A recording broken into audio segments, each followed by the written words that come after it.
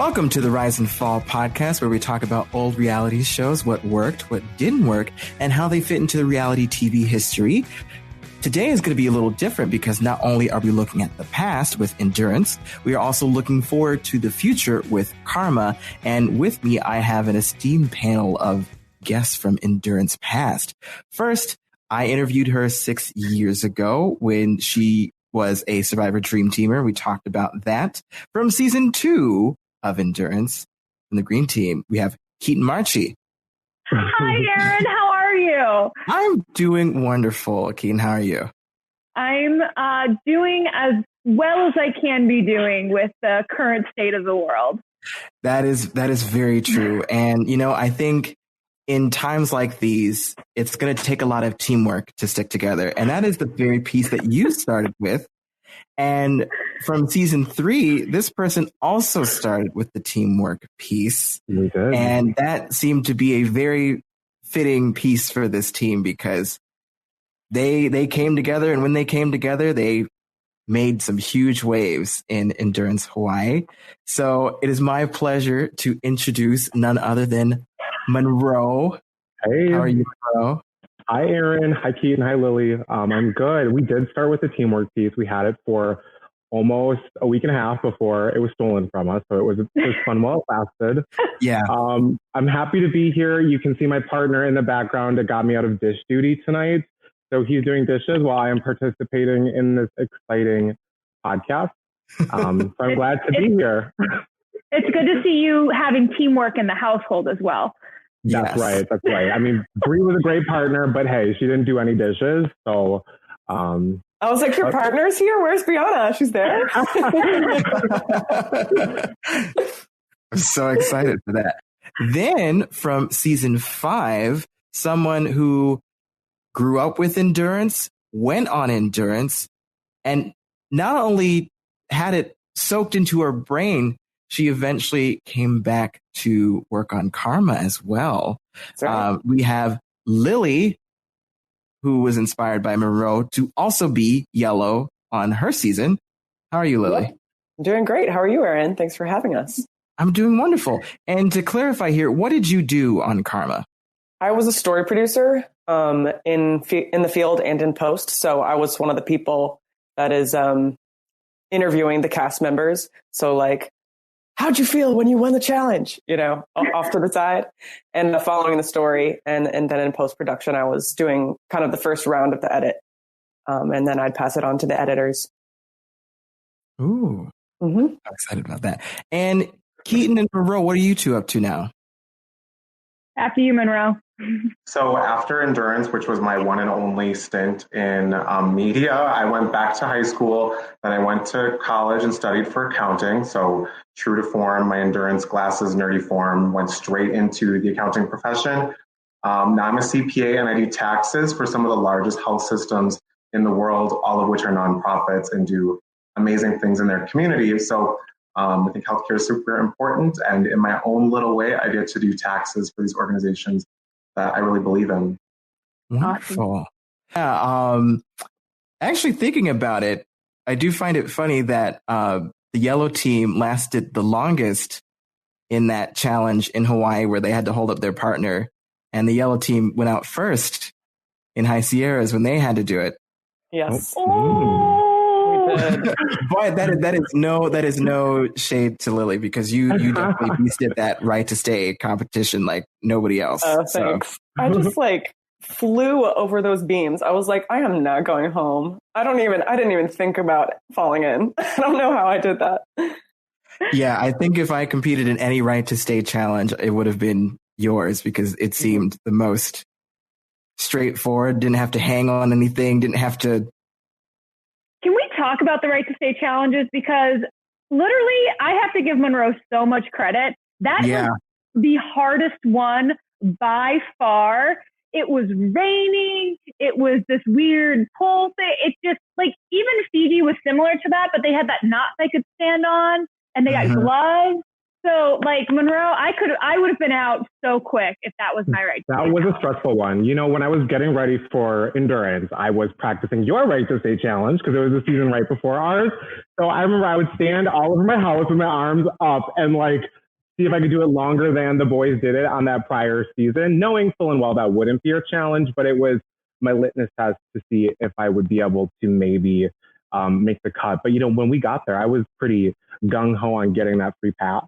If you recall, in season 3, that's where there was a free ride for one boy and one girl. And so that was my MO right from the beginning. And then when I found out I wasn't getting the free pass, I was pretty sure, you know, that was the end of my endurance journey. And fortunately, it rained. I think the rain worked to my advantage because those girls, on our season, the girls were up there, you know, nearly 10 minutes. And then the dudes go, you know, after a minute and a half, we were done. So the ladies definitely had it tougher because the rain had not set in yet. So, well, yeah, good time. It was so clear that you were never going to let go of that pole. That's when everybody just fell in love with you. I, as a viewer, was just like, oh, this kid wants it so bad. Like, I'm going to be rooting for him. The first thing I say after, you know, is after the challenge was over, my comment was I wasn't going to let go of that pole. And I was talking all this trash. Like, who was this kid? You know, I was clearly about to fall. And then, you know, I get through it. And then I'm talking this big talk like there was no way I was going to fall. I mean, I was clearly feeling myself at that point. And for those of you who are listening, who can't see, in the background, they all have their endurance shirts. So Keaton in green and Lily Monroe in yellow in the background. I also have a few things. I have you do? A picture of me and Mike. I have a cat I bought in Mexico where we filmed it.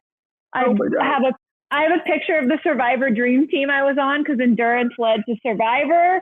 And then I have a buff for a bunch of the Survivor seasons. So, you know, and then green. And then I was like, this is my own temple of fate back here. Very You're like Jeff Probst who set up the tribal council in his garage for quarantine. Yeah, my boyfriend was laughing at me today as I'm trying to set it up and be like, does this aesthetic look good? What about it? Looks good. Looks pretty good. Thank you. Looks great. So before we go through each of the seasons, for those of you who aren't as familiar with endurance or need a refresher, what is endurance and how does a typical season work? So on endurance, we start out with 20 contestants, 10 boys, 10 girls, typically, sometimes 18, I think. And then the first day or second day, they'll do what's called a right to stay challenge. And 6 people usually get eliminated. And so they didn't earn the right to stay in that challenge. And then from then on, there's usually 7 teams, one made up of 1 boy and 1 girl, and they each have a team color. And they'll do a challenge. There's 2 types of challenges: endurance challenges, where the winner earns an endurance piece, of which you have to earn all 10 or 12 in later seasons to win the game. And then there's also temple missions. So in temple missions, whichever team wins, they get the power to send 2 teams to the Temple of Fate. And only one will come back. After playing an intense game of rock, paper, scissors. Yes, a very special game of rock, paper, scissors called Fire, Water, Wood. And then the team that thinks ahead the best, I guess you could say, gets to come back into the game. And that keeps happening until there's 2 teams at the finals. And basically they play another game, another challenge where the team that has more pieces has an advantage and then wins the game. So that's how you play. That topic of the Fire, Water, Wood, when JD comes on, I got to ask him about this because one of the times it was after Bree and I had already went up twice and we were kind of feeling down on our luck and he was giving us a little pep talk because I don't know if you felt this way. JD was really good about kind of keeping teams engaged and motivated. Like on the show, he was, you know, biased or unbiased, and, you know, fair and everything. But off camera, he would always give us kids like a pep talk, like, you know, keep your head up, keep going. But I remember he pulled me aside one time with Bree and he said, look, just so you know, it's not all luck. There's a strategy I play with my wife, rock, paper, scissors, which is the same concept as water, wood, fire. And there's a real strategy and I never lose. And he didn't explain what the winning strategy was, obviously, because we got eliminated at the temple. So he didn't give any spoilers or cheaters away. But tonight, I want to know what his strategy was. I would love to know that too. Yeah. going off what you said, Monroe, I was even watching the episodes. Yes, off camera, JD was off camera, he was so great to us. It felt like he was like this big brother to all of us, at least for my season. And he wasn't like standoffish or like not engaging with us because he was the host or anything. He was so loving and so just fun to be around and to talk to. But then even on camera, and I'm looking forward to seeing if Michelle, the host of Karma, has this kind of same vibe with the kids. He has all these kind of teachable moments, like when like there's these mean girls, or when there's these like kids bickering, or you know, a team not getting along. He really kind of is like, let's think about this, guys, and like let's, you know, that's not how life is. Like just because you don't like somebody doesn't mean like you can just like be mean to them. And I'm like, yes, JD, dropping knowledge. I love it. Yeah, he did good at that. He did kind of bring things out, make you realize stuff you maybe don't want to realize it right before you send 2 teams to the temple. You know, kind of like dropping knowledge and you're like, shoot, I didn't even think about that, but he was good that way. Yeah. Yeah, this has been an interesting experience for me because growing up watching Endurance, I'm part of the generation that was too young to play Endurance, but too old to play Karma. So while Endurance was on, everybody was older than me. So I was like, ooh, look at all these cool older kids doing this stuff. And I'm going to be out there and Endurance 7, I'm going to go out there because I'll finally be, 13 going on 14. I can actually do a season. I had this whole, like, they did a tour around the US, and one of the stops was the Buffalo Zoo where I lived. And they did auditions for Endurance there, and they had a challenge. I want to say it was a hanging. It was. I remember. I went to one of these, Aaron. Yeah. It was a hanging challenge. Yeah, it was an interesting experience doing the hanging challenge. Yeah. And it was cool to go in the confessional booth that they had there and pretend like I was giving a confessional. Like, ooh, I lost the mission today, but I'm going to do really well for Temple. I don't even know what I said at the time, but yeah. I think they also had like a puzzle game there where you went in and did a puzzle. Like they had the physical competition and they had a puzzle where you had to do some type of thing in a booth. I forgot what it was a cool exhibit they had there. Funny story going off of that, Aaron. I think I talked about this when you interviewed me a while ago. I was obsessed with Zoo Venture, which was the show JD Roth hosted before he started his own production company and created, I think it was Moolah Beach and then Endurance. And Zoo Venture did a tour to the different malls, and it came to Greenville Mall when I lived in Greenville, South Carolina. And I got called up to stage and got to participate in a challenge, meet JD. I won my challenge. This is when I was maybe like 8, 9, 10. I don't know. This was like way before Endurance. And then I remember when I got on, I was like, JT, you realize like we've met before because I did a Zoo Venture mall challenge. He was like, oh my God. I just remember. He's like, I remember you because we got to pie people in the face. It was great. But how did you guys get on Endurance, Lily and Monroe? Monroe, you can go first. I just sent in a tape. It was me and a couple of my friends who were watching season 2. And it was a commercial after the episode. Do you want to be on Endurance? I was like, yeah, we do. So we had the camcorder at home and we all recorded videos. The 3 of us all submitted our tape without the help of our parents. It was truly like teens doing it all by ourselves. Our parents weren't not supportive, but they were kind of like, yeah, kids, go right ahead and we'll see what happens, thinking nothing will come of this. So of course my 2 friends didn't unfortunately get the same experience, but it was just send in a tape and see what happens. So it was a good time. I also just sent a tape. I was obsessed with Endurance. I had caught like the end of Endurance 2 and watched all of Endurance 3 and 4. Was obsessed with Monroe and Brianna, obviously. That's why I chose yellow on Endurance High Sierras. Hey! And so I sent in a tape for season 5, and like I was just crazy in it. Like I wore a wig for my first 10 seconds, and it was just ridiculous. I was like, I have to get their attention. Yeah. And, so I was basically TikToking already. I don't, but anyway, so I remember I didn't have a cell phone. So I put a phone number. Anyway, they couldn't get a hold of me. And so they emailed me, and I just remember getting that email and I was so excited. I couldn't even.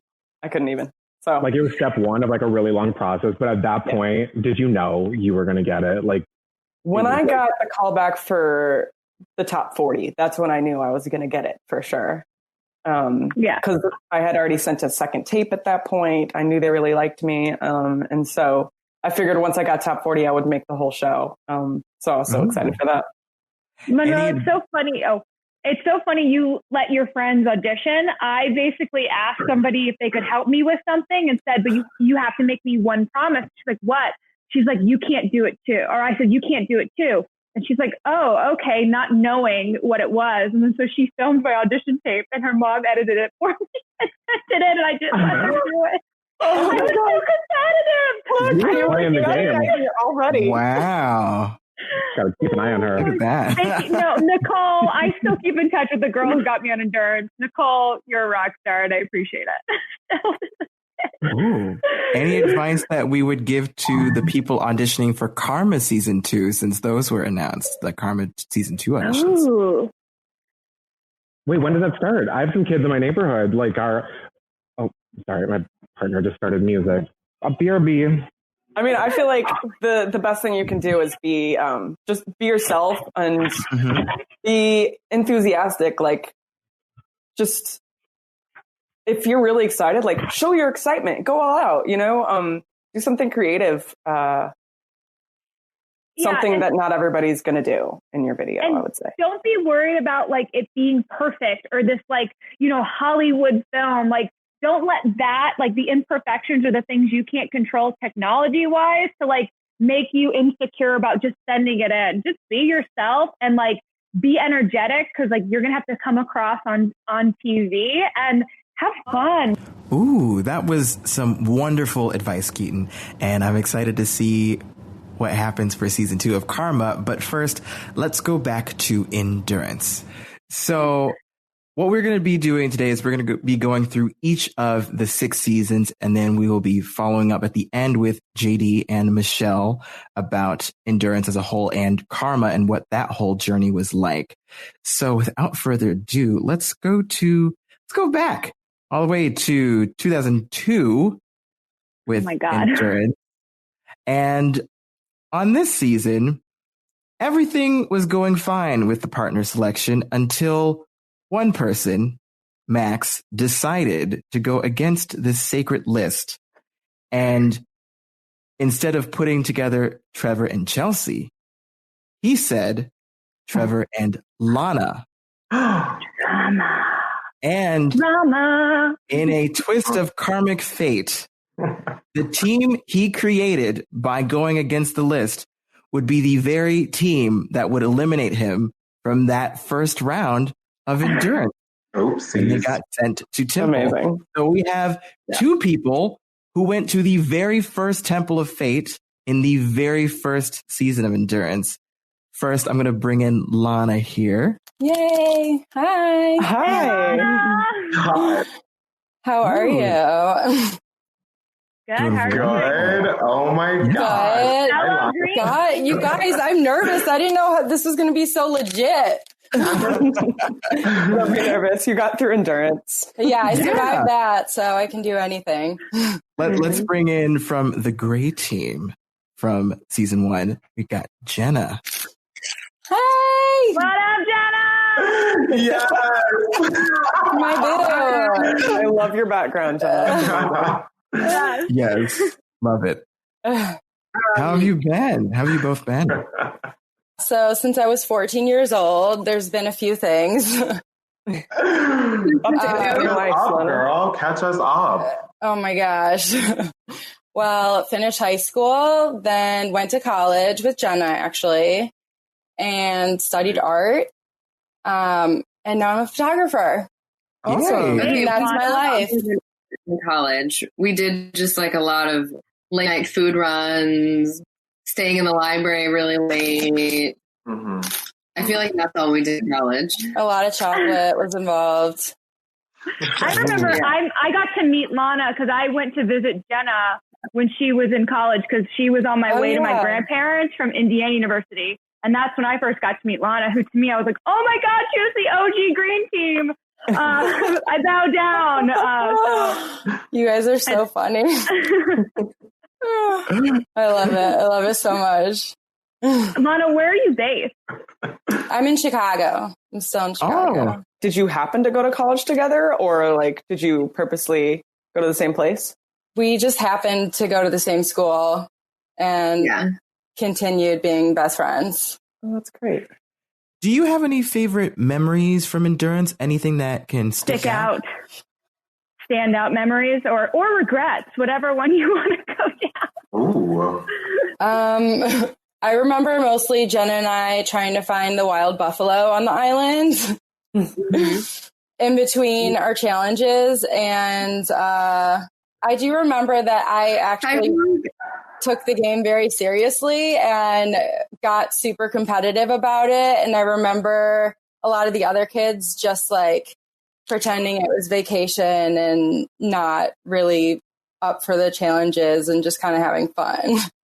That's honestly what I remember.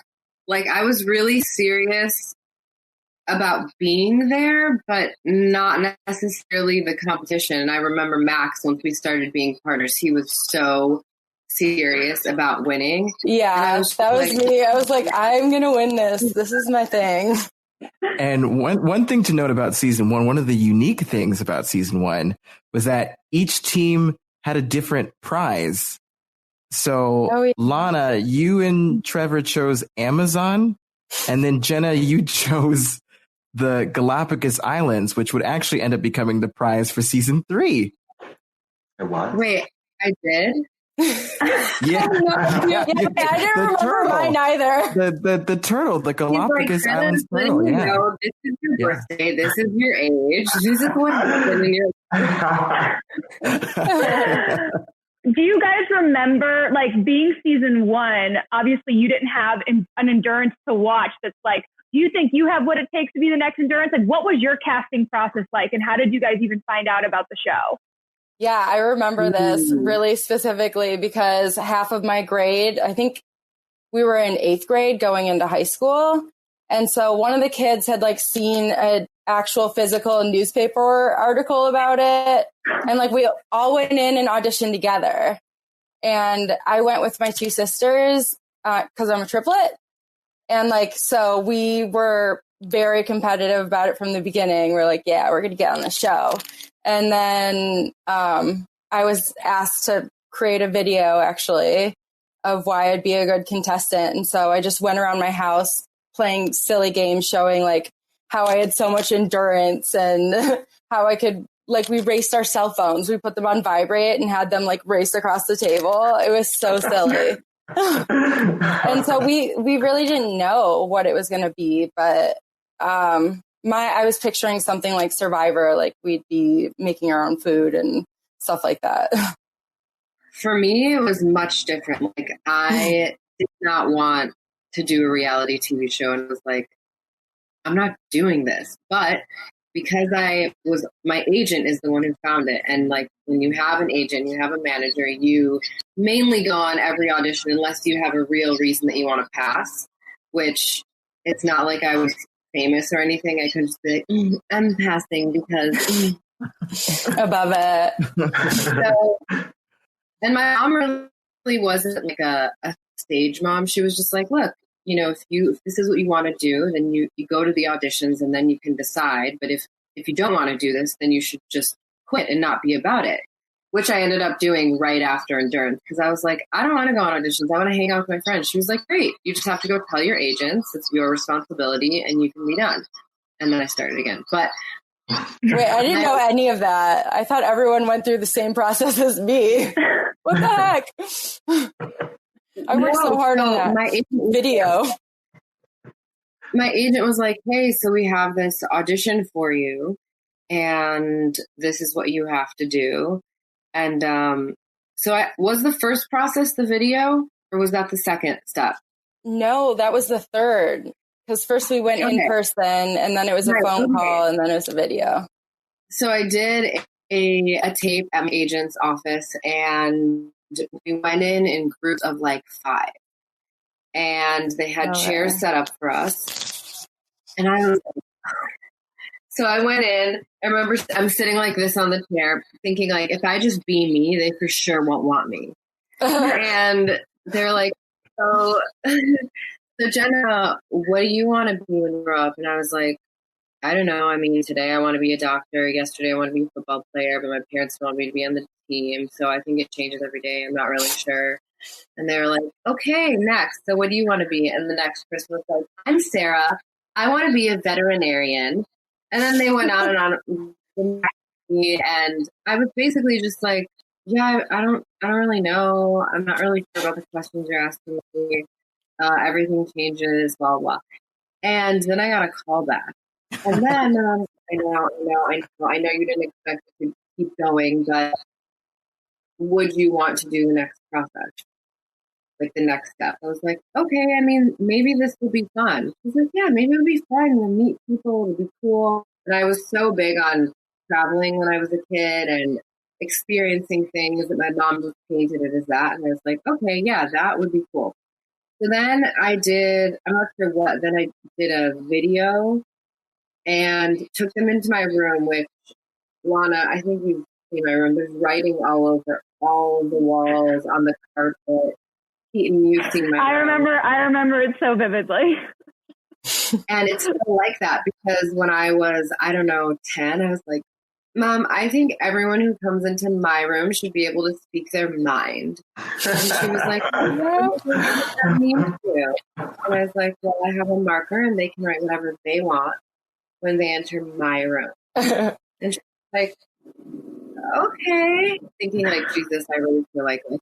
So by the time I was maybe 14 when the show started, there was not 1 inch of my walls that didn't have people's thoughts on it, like views on the world, whatever, whether I agreed or disagreed. And so I showed them my room. I don't know what else I must have told them. I remember saying that I like cookies. They were like, oh, we have a phone interview. What? You remember a lot more than I do. Because they did like some interview on me. And I think that people thought, based off my disposition of seeming like I didn't care about anything, that I was going to be somewhat of a drama starter. It's never what they got. And I think they always wanted that. Like I was 14, I already had a tattoo, I had my lip pierced. And I think they thought that like, oh, well, when you see a person like this, that means that they're like rebellious or they're an instigator. And really it was just like, no, I grew up in a family that believed in my expression and that's it. And I'm not rebellious necessarily. Or I wasn't rebellious just to be rebellious. So I think like the first episode I get there and JD's like, so Jenna, what do you think? And I was like, yeah, I think that'd be really cool. I kept thinking that I was going to start stuff and it just never happened. I don't remember having any of those thoughts. I think I was just really excited to be on an island and to have the competitions. Like I was really excited about once we got there and they introduced the show and told us about the different challenges. I was excited to get started. Like I don't know. I guess I didn't think about the TV aspect of it, I guess. Did you guys feel like you knew what was going on? Because there's kind of a lot of elements to this show. And to be the first season, not really knowing there's a temple or there's teams or there's a samadhi. There was just a lot of new elements. That would have been an interesting experience to be the first group going through it, not really knowing what you're stepping into. So were you following along with the strategy or did you guys? Yeah, so I felt like I actually did. I knew what was happening. And after the first time we got sent up to the temple, Sorry, these memories are just flowing back. It's hilarious. I wanted to, like, I actually was trying to strategize, and I think what happened is we were the first team to go up, so no one else knew what was up there. So I think that it was my idea to tell everyone else that it was something like super intense and scary, just to like throw off the momentum of the game and try and, you know, to take advantage. But that didn't really work out for me. But yeah, I felt like, at least for me, I understood the game and the parameters and like what we were there to do. So, all right. I don't know that. I feel like I loved being there with the people because, as you can tell, we fell in love so quickly, you know, which everyone here knows that. I was just happy to be there with these people, and I did want to win at the competitions, but I don't think I ever cared about winning as a whole. I just wanted, it was the incentive for me was being able to stay there with these people. That's a good way to put it. There was definitely FOMO of, I don't want to leave, not because I want to win, but I just don't want to not be here knowing they're going to be here tomorrow chilling and I'm on home. You're right. That was a big, I did feel that too. No one wanted to leave the island. It was amazing. Yeah. It looked really beautiful from the footage there. It was cool. Yeah. Who you guys? Obviously, you guys keep in touch with each other. Is there anybody else from your season that you kind of keep up with? Ashley, every once in a while, but maybe twice a year, if that. Yeah. I would say in the first season. Who else? Oh, Max. I mean, I used to see Max like around town every now and then we recently just started connecting more because we kept being in the same places, and I had friends who were working with him who would be like, wait a second, I have a friend who was on that show, and connecting the dots. That's crazy. Lana, I'm curious about, because you weren't initially going to be partnered with Trevor, and he was the youngest contestant, one of the youngest of all of the entire series at age 12. You guys had quite a journey and ended up in 4th place and did win a challenge and did really well. What's your friendship been like with him since? Has there been one? Kind of what's that been like? No, I mean, on the show, I feel like it was portrayed as a lot of conflict between him and I. And like, I guess competitively there was, but we really got along fine day to day. And after the show, I think we kept in touch for a little bit. I mean, we're still connected on social media. No bad blood whatsoever. So good to hear. Yeah. I must say, you did slay that House of Cards challenge. That was great work on that one. I'm proud. I'm putting on my resume from now on. Now that it's been in a podcast, it's legit. Proud of you. Thank you so much. Your season was the only one to hold an actual reunion where they brought everybody back together, which was an interesting. How was that whole experience reuniting after that? Man, that's so long ago. But it wasn't that long after the show had been released, I don't think. So not a lot had changed. I mean, there was still a lot of hype going around about the show itself, and to be completely honest, I don't really remember like actually being at the reunion. I'm so sorry, guys. I have a question. It was only 20 years ago. From that, all I remember is the picture that we have. Oh, of all of us in the lobby of that hotel. I remember that. Did either of you know that you guys were going to be voting to send somebody to season 2? Oh, did that happen at the reunion? Oh, that's how that went down? Sorry, I didn't remember I remembering that at wrong? all. No. Well, he said they all voted at the reunion for 2 people to come back. Yeah. Yeah, it was, well, they had viewers vote as well, which was like the people who were at the reunion or something. Oh, yeah, there was Jenna, an audience you didn't know there. that you could potentially be playing again. No, I had no idea. And then even when that happened, I was just like, is it really going to happen? Or is it just like some thing that they're doing? And then when I found out, I was like, oh, it's on. Yeah. You came into our season like ready to freaking go. Yeah.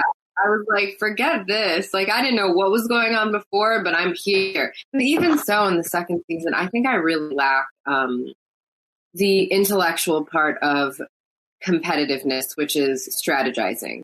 But when it came to like, okay, so then we have to do this. But Max came through with that. I was always like, leave me out of that. You go do you. I'm not going to sit here and talk to you about things. I don't care about if we're going to somebody this, somebody that.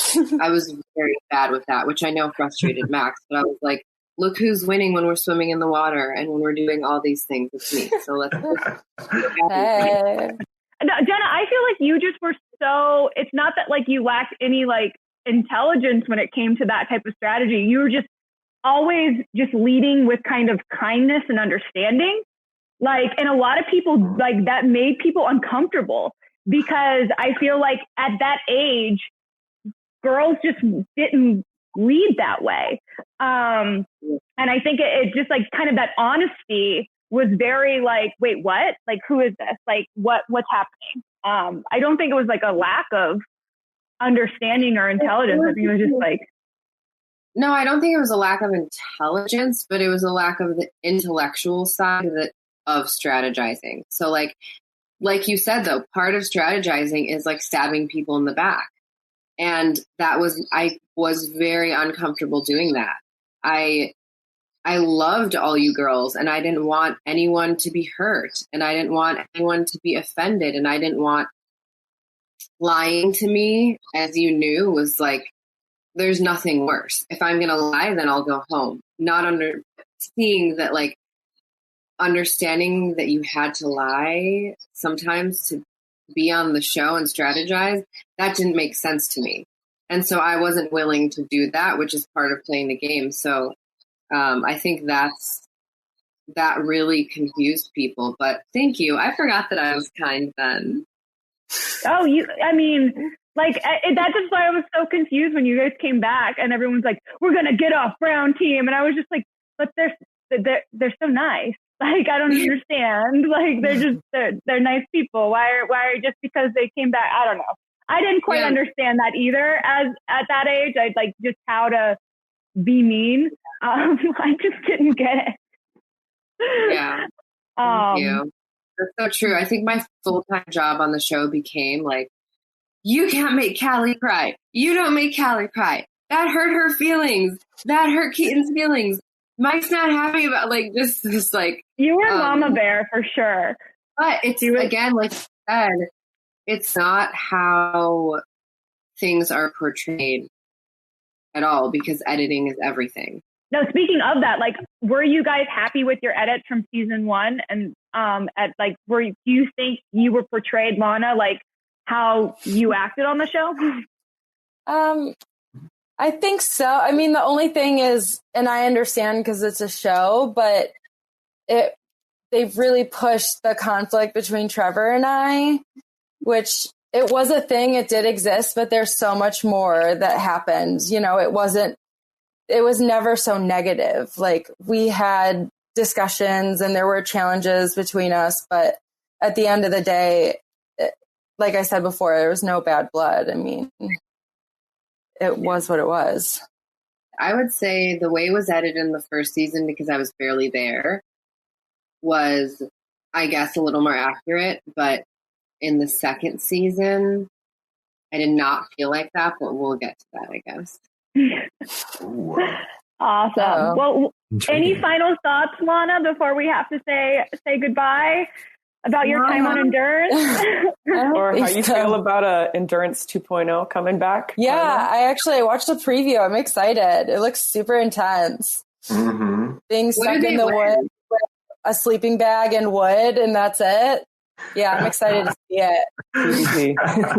Jenna, they win $50,000. No, what? No. Yeah. I thought they couldn't win money. No. So we were like, what? No. We need to continue on that. How about adult version of endurance? I'd play for money. I know we're all adults now. We could do an endurance. JD, do your endurance reunion. All stars. Let's do it. Yes. Come on. I can still climb things. So do it. I need to pay rent. Yeah. Right? LA rent has not stopped, even though the industry is completely shut down. So it's fine. Hey. We're I fine. was living out of a bag for the past 2 months, and now I live in the studio. Turned into a job interview for us. Like, come on, JD, here we are. Maybe we should all like Aaron, if you could coordinate a video of all of us just pitching to JD doing an endurance all stars as adults. Now that Karma's back, we can all pitch ourselves. You know. My gosh. No. Yeah, I'll make a short clip of this and send it to you. Beautiful. Amazing. Well, thank you, Lana, so much for your time, and just stay safe and healthy, and keep in touch, and let us know where we can kind of follow your photography and your career and stuff. For sure. Thanks for having me. This was fun. Awesome. Thank you. We'll talk to you later, Lana. Bye, Lana. Okay, bye. Have fun. Bye. Jenna, I love you. Mwah, mwah, mwah. So, season 2, we go from Catalina Island all the way down to Mexico, and you're writing in on. Yes, I was never sure where that one was set at. We're in the pause. It looked beautiful. I just didn't know, where are these people? This looks awesome. I knew Catalina. I remember that being a big element of season 1 location, but I never knew season 2. Yeah. So in Mexico, you wrote in on Burros. Yep. Okay. I'm going to bring in your partner, the one that you both stood on both sides, and everybody knew, Keaton, you wanted green. So they just stepped aside and let you take that. And then on the other side, we had this person who, a lot of people wanted Jacqueline, and they showed a lot of clips. I didn't even realize how many clips they showed of Mike and Jacqueline walking up and down the beach. We all thought that something was, everybody wanted Jacqueline because, as Mike said, she was good looking and smart and good looking, and then ended up with Keaton. So I'm going to bring in Mike here. I'm so sorry, Mike. You ended up with me.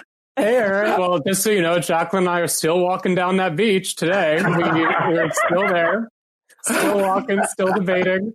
Hi, it is so good to see you all. Thank you for joining. Wow.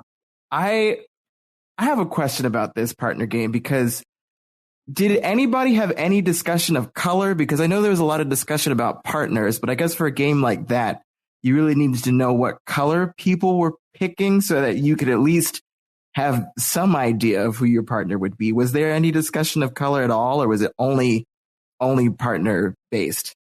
I think we picked green ahead of time, right, Kate? I remember. Yeah. Everybody was kind of fighting over people, and nobody, and other colors, and nobody had said green. And nobody had said Mike's name. So I just went up to Mike and I was like, hey, do you want to get green? Because I think you'd be an awesome partner. And he's like, yeah, I agree. Let's do that. And that was right before I went to the challenge. But I was just like, this is just so much drama, and I don't want to add to it. And also I just loved, I think I liked Mike and Jeff Phillips were my 2 top choices for partners. But the way our challenge happened, and Jenna wasn't there for this, but they filmed the boys and girls at 2 different times.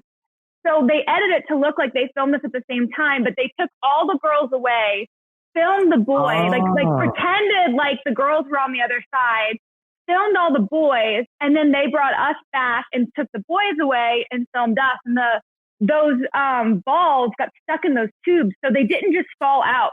They had people on top of that contraption shaking it. Oh my I God. heard that great ball took a long time. Any of this? The early 2000s, ladies and gentlemen. I don't remember any of this. Well, you weren't there yet. You weren't there yet. I remember. I remember I was so happy when we became partners, Kate.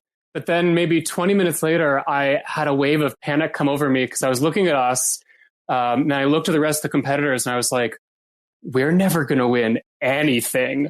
So then I proceeded to try to make an alliance with every single person on the beach that night, because I It's like, well, we're never going to win, so we got to get by on friends. And then lo and behold, we did win the first challenge, and no one was more shocked than us. I mean, honestly, the only reason we won that first challenge, Max and Jenna should have won that, or Callie and Shep, because they were honestly in the lead.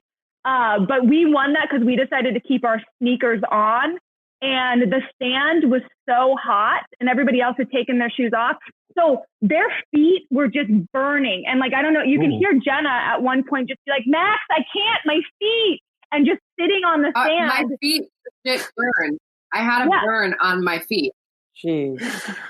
The sand was super hot, which like legally was 118 degrees. I'm young. Okay. Early 2000s, ladies and gentlemen. Yeah, they should have different legal world out there. Like, it's a whole other thing, or it was like some stuff that happened. Like, what? Who was it who was stung by a scorpion?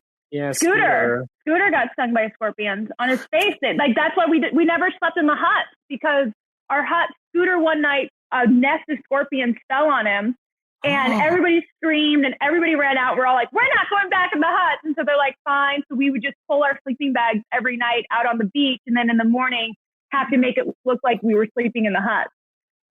Yeah, I got to be honest. I'm glad there was a little bit of danger. I think especially because I was looking for that kid survivor, a little bit of danger was enough. Jenna, don't you remember sleeping on the beach and how scared Annie was because she was scared of aliens? She had like this like super huge fear about like alien abduction and stuff, and she like was not okay sleeping on the beach. Did I sleep on the beach? You slept on the beach, Jen. Yeah. What? Yeah, we slept outside every night, and we stayed up. We talked way longer than we were supposed to be awake. I could not tell you anything that we ever talked about anymore, but I remember the feeling of just like you're under the stars, you're like 6 feet from the water, you're surrounded by these people you've really come to love, and like just that feeling of just being in awe of your place in the universe. Like I still remember to this day. But I have no idea we've talked about. Probably laughing about Scooter getting stung or something. That was probably I remember being very happy and at ease and just feeling good no matter what happened. Yeah. Mm-hmm. It was a really peaceful. The only chaperones we had were Jen and her girlfriend. And if you think about it now, knowing our age, they were in college. Yeah, it's crazy. Oh. I still keep in touch with Jen. Really? Really? Oh, what's she up to? She and her girlfriend, or maybe wife, I'm not sure, they were living in Hawaii for a while. Oh. And then they moved. They have like 2 or 3 kids. She's great. Oh, that's really lovely. Awesome. So our chaperones ditched on your cast the most. Like that's how we got all of our information about your season when we were doing it the following year. But I don't recognize the 2 names, Jenna, that you just mentioned. The chaperones I recall were Cassie, who was, I believe, JD's nanny, also a chaperone. And then the night chaperones, Brian and Bronwyn. Did you guys know? We had Bronwyn. They were awesome. I remember Brian. But they filled us in on all the stuff about your cast. Monroe, what did they dish on us? The only thing I really remember is that Max was into string theory, and I was really into string theory at that point in my life, and it was like this really heady scientific. And the fact that he would talk with whichever chaperone about it, I thought that was really cool. Like I have not forgotten that little tidbit. So Jenna, if you tell Max if you see it, string theory is legit. Wait, Cassie was JD's nanny for his kids, and she was basically like, can I bring my girlfriend, who was Janine Harada, who was like, can I bring her? And they're in college. And he was like, yeah. And so they were the girls' chaperones. Gotcha. They were so cool. They were so cool. All I could remember was just like how cool they were. They were just so cool. They were the epitome of cool. But I know you guys had more questions for Mike. You guys were so excited to talk to him. Because Monroe and I think we're a little thrown for a loop because I remember watching Endurance too, but I guess I never really caught on I don't know. Yeah, no idea. Mike, why don't you update everybody where you? Yeah, what are you doing? What are you doing right now, Mike? Where are you? I think I'm picking up what you're putting down, but so let me explain. Now 17 years later, I think I live in London. I lead a strategy and design team for digital products for a big car company, and I live here with my husband Danny and our 2 dogs. We got married almost 2 years ago now. Keat was there. Congratulations! And, so that's maybe that's related to what you were putting down. Yeah, I floored me.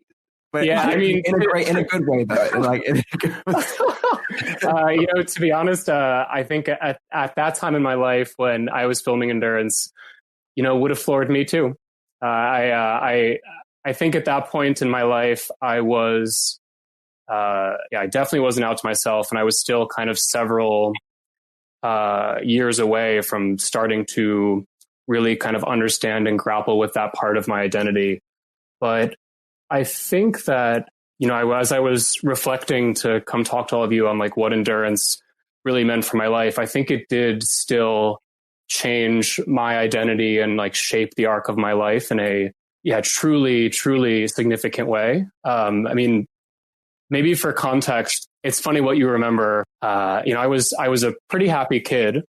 And then as middle school and high school started to come on, I think I started to feel more and more different and more out of place and more like I didn't fit into the molds that you were supposed to in high school. And I feel like this like one flashbulb memory from before Endurance really captures it. Was I was in choir, and at the end of the year they were giving out superlatives. And the superlative that I got in my choir class like 6 weeks before going on Endurance was secret agent, because I didn't talk and no one knew anything about me. I was just kind of very shy and felt out of place in this environment with all these like bombastic choir people. And I think that actually is a pretty good encapsulation of how I felt at that point in my life. Then going to film Endurance, it was not only the chance for me to live this adventure that I had really dreamed of, having been such a fan of Survivor and similar shows, but it was the first time in my life that I think I ever felt truly accepted and surrounded by a community of my peers that were super diverse and many different interests, many different walks of life. And even though we were supposed to be kind of voting each other off, we still managed to form this community. And the time spent on that beach, I just remember feeling swaddled in that feeling of community the whole time. And just feeling that, this kind of like strange, awkward, sweetie pie gamer geek could be embraced by all these people from all over was just so meaningful to me. And I think, it changed my life. That pivot of having that experience of knowing community and knowing this sense of adventure, that I can do that and I can do whatever I want. And I can create my life and shape my life in that way. I've carried with me ever since. So I think that, getting very, very roundabout back to the original point, these are a lot of this. I'm sure some of you had similar experiences, but when you're grappling with your own identity, coming out and finding your community that way and finding your confidence again, I lost mine in that period, but having that sense of self that I had kind of bolstered on Endurance helped me through. And still to this day, I carry it with me. I love that. Oh my God, you made me cry, Mike. Because you seemed very comfortable on Endurance and talkative and able to connect with people pretty well. So it's somewhat shocking for me to hear this, but I am glad that Endurance changed your life like that. When I think of Mike, I don't think at all about a secret agent or any sort of like encapsulated anything. Because for us, you not speaking is like, what? It's impossible. It's like, speak less. Stop it. Shut up. I mean, you seemed so comfortable. I mean, that was one of the reasons that I was drawn to you as a human, like, you were comfortable with you. And I feel like at that age, I could sniff it out pretty quickly. And you made others feel comfortable. I mean, I still remember this time I went to go visit Mike at Yale. I remember just going around town. Nothing about you at any point I ever hung out with you, even in times, seemed secret agent-like. And so that's so incredible to know that in a moment you knew, whether subconsciously or not, that like this was who you were going to be, because you were able to step into a place where no one cared what you were, you know? Yeah. There was something so special about our cast. I feel like, I mean, I don't know if this was the same experience for you guys, but we hung out so much as these groups. We saw each other probably about every month or every other month. Like we would all like meet at somebody's house. We'd all fly in. Like for years after Endurance, my Christmas gift, my babysitting money, my birthday gift would always go to a flight to go see these people, because this was my high school clique. These are the people who got me. And I don't have a ton of friends from high school because these were my people. And it just so happened that we were scattered all over the US. So even like, you know, going into college and stuff, like, and even to this day, I mean, there's so many of you guys that I feel like I've seen probably in the last 5 years or talked to, you know, whether it was a ton or not, but like through high school and college, God, I saw Jenna so much. I still see Mike. Mike, how many times did I go visit you last year? Like 2 or 3 times? Yeah, at least. We're so lucky. Yeah. Oh yeah, we were obsessed with each other. It was amazing. Yeah. Like Jenna and Callie Trey. to my house so often that she was able to date one of my best friends in Chicago.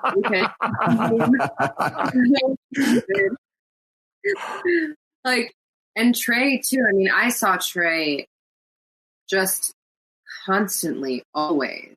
Like Trey was, I love him. He was like a part of my family. He was like a brother.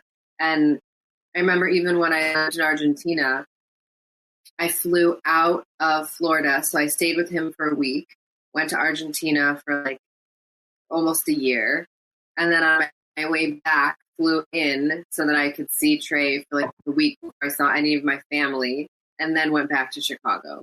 That's so funny too, because Trey was out in the Right to Stay, which was actually, he was out before you ever joined the game. So, okay, I didn't see him on Endurance ever. And if you can imagine, back then we didn't have cell phones. So it was a lot of like calling each other's homes and being like, hi, can I speak to Keaton, please? Hi, is Mike home? We would group call each other for hours. Yeah, and trying to do 3-ways. And so Trey called me one day and was like, hey, like, I know you don't know me, but I'm from Endurance. And I was like, what? Who? He was like, I just like want to introduce myself and like talk to you because I feel like you're cool. And like, I'm just trying to meet everybody on the show. But like, you're the only one I didn't really meet, you know. I was like, okay. And then we never stopped talking. I mean, we stayed on the phone until like 3-4 o'clock in the morning. And then eventually I met him when we all went to Glenn's house in Texas. It was such a big group at Glenn's house. So like, it was such a weird thing because like Glenn, Simone, and Trey, who all left during the Right to Stay mission, they stayed super ingrained in our life. Like Simone showed up at my 30th birthday party, which was like, because she had just moved to LA. And I was like, what? So yeah, it's like those 3 that left that first day, it didn't matter. Like we just were still so close. But that time at Glenn's house, it was like Jeff Phillips, Phil, Annie, you, Callie, Mike, Trey. Did I already say Trey? I don't even know. It was such a big group of us. I think we had over 10 people. Yeah. Wow. I have to ask because I just watched season 2, rewatched it the other day. There was a lot of drama between Annie and Callie and Annie and people. Yeah. So the fact that she was kind of in this group afterwards, like, what was it like? Was there ever any drama, or was everything over and done with and you guys were getting along? I was always cool with Annie. Yeah. Of course you were. Yeah, you were in the show too. Actually, that's not true. Annie was, I was always cool with Annie except for a very brief period after the show when she was mad that Green voted off Purple. But it was brief. Yeah, I would say I was really cool with everyone, but I didn't like any sort of like bullying that was happening or making Callie cry. That I didn't like. So I would say the only beef between us wasn't a personal situation, but it was like, I love Callie, you're hurting her feelings, stop. Mm-hmm. But that was it. But they really painted the show in a way that is very interesting. And I think when it came out, I only watched a couple of episodes ever.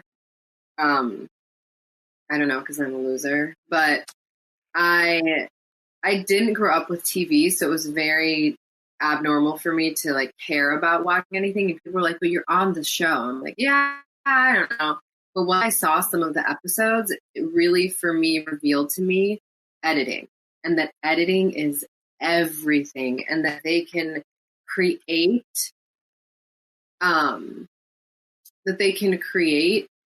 a perception or like a perspective of someone that isn't, which I know we all know and we understand now, but when things are taken out of context. But it was also like, I was really encouraged every time I would have an interview to opine on, oh, did you see these people holding hands? Or what do you think about this argument that happened here? It was a lot of trying to get that out, which I hope they change this time and realize that the only reason people want to see so much drama is because we're so used to it. But that if that weren't a thing that we fed people so much, they wouldn't eat it all the time. And so a lot of what is left of my footage, which I'm sure you guys have seen, me on the show is like some sort of robot.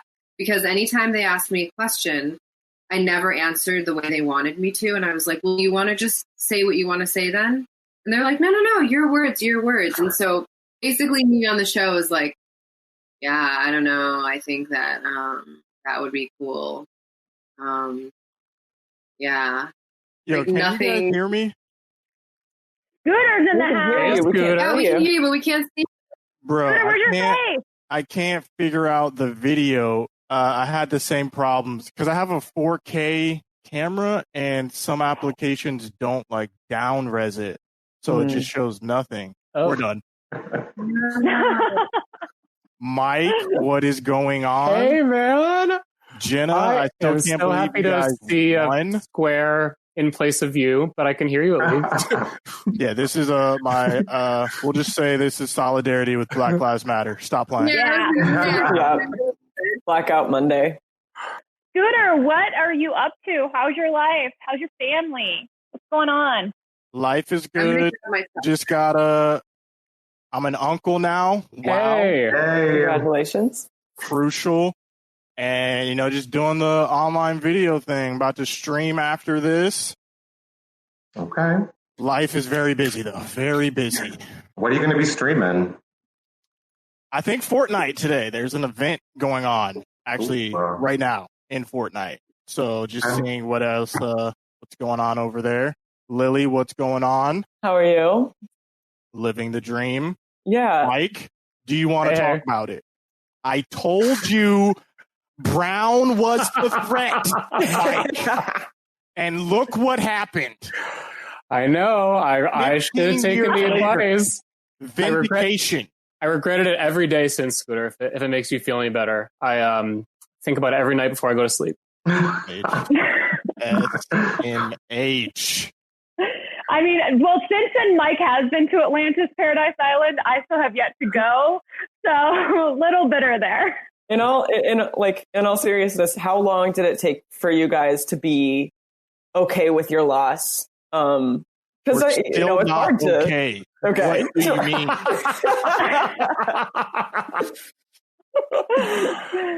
I think it took I think there were two periods. One was very short after the show ended. I think we wanted to win, but I know we wanted to win. We obviously did. But afterwards, I was just so thankful that, especially because, back to what we discussed, I wasn't sure how long good old green team was going to be sticking around the beach. Just to be able to make it to the end and having like felt that I experienced everything. There was no day that I missed out on. That felt to me like the prize. I was able to, feel good about it that way. But it did get kind of awkward when the show was airing and everyone wanted to talk about it all the time at school. And I was like, I don't know if I won or not. But that made it more awkward when I did, in fact, lose. Well, for whatever reason, that's the only question people ask. Oh, you were on a reality? You were on Endurance? Did you win? It's like only 2 out of 20 people won. Like, why is that your one question for me? So I don't know if you guys know this, but when I got eliminated, I stayed for the duration of filming afterwards. And they do that on some reality shows so that people don't know who gets eliminated when. So I was there in Mexico just chilling with my family, having a great time after I got eliminated. But then when Yellow got eliminated directly after me, Yellow was sent home immediately. Wow. So me and my family, like, we had like a vacation almost in Mexico. This was back during like the Hulk was the movie of choice. And I only know this because I got a Hulk Whopper from Burger King, and it was the oddest thing I've ever tasted from a fast food restaurant. I just remember the McDonald's or Burger King that was across from the hotel. Right next to the hotel. The stories from Glenn and Trey about how they used to go play in the play place because they were there for like a while after the Right to Stay mission was done, and how they were just like messing with the kids in there because they were both hilarious troublemakers at that time. Mike and I actually, we should share this. We pilgrimaged back to the location that they shot Endurance 2 on. We went to La Paz and we paid this taxi driver and just pointed at this place we thought it was on at a map. And the guy couldn't even drive all the way there because the car couldn't get through the desert. Like, Mike, I'll let you continue because like I thought I was going to die this whole time. But Mike, you can tell the story. You'll be quicker at it. So we were on a cruise and we knew the cruise was stopping in La Paz. We're like, oh, wouldn't it be funny if we went to the Endurance site? But we did a little bit of research beforehand and we like couldn't tell if the place even still existed. And so by the time we got off the boat, we're like, oh, we're never going to find it, but let's just give it one shot. And the taxi driver happened to know where it was. So we're like, oh, this is perfect. But then he drove us down probably the bumpiest road I've ever been on that definitely is not supposed to have vans on it, that do not have like army level treads. But somehow we went down this bumpy road and he dropped us off almost right where we got on the donkeys. And he's like, oh, the car can't go any farther, but I'll hang here and you guys go. So I'll give you an hour. Yeah, he gave us an hour.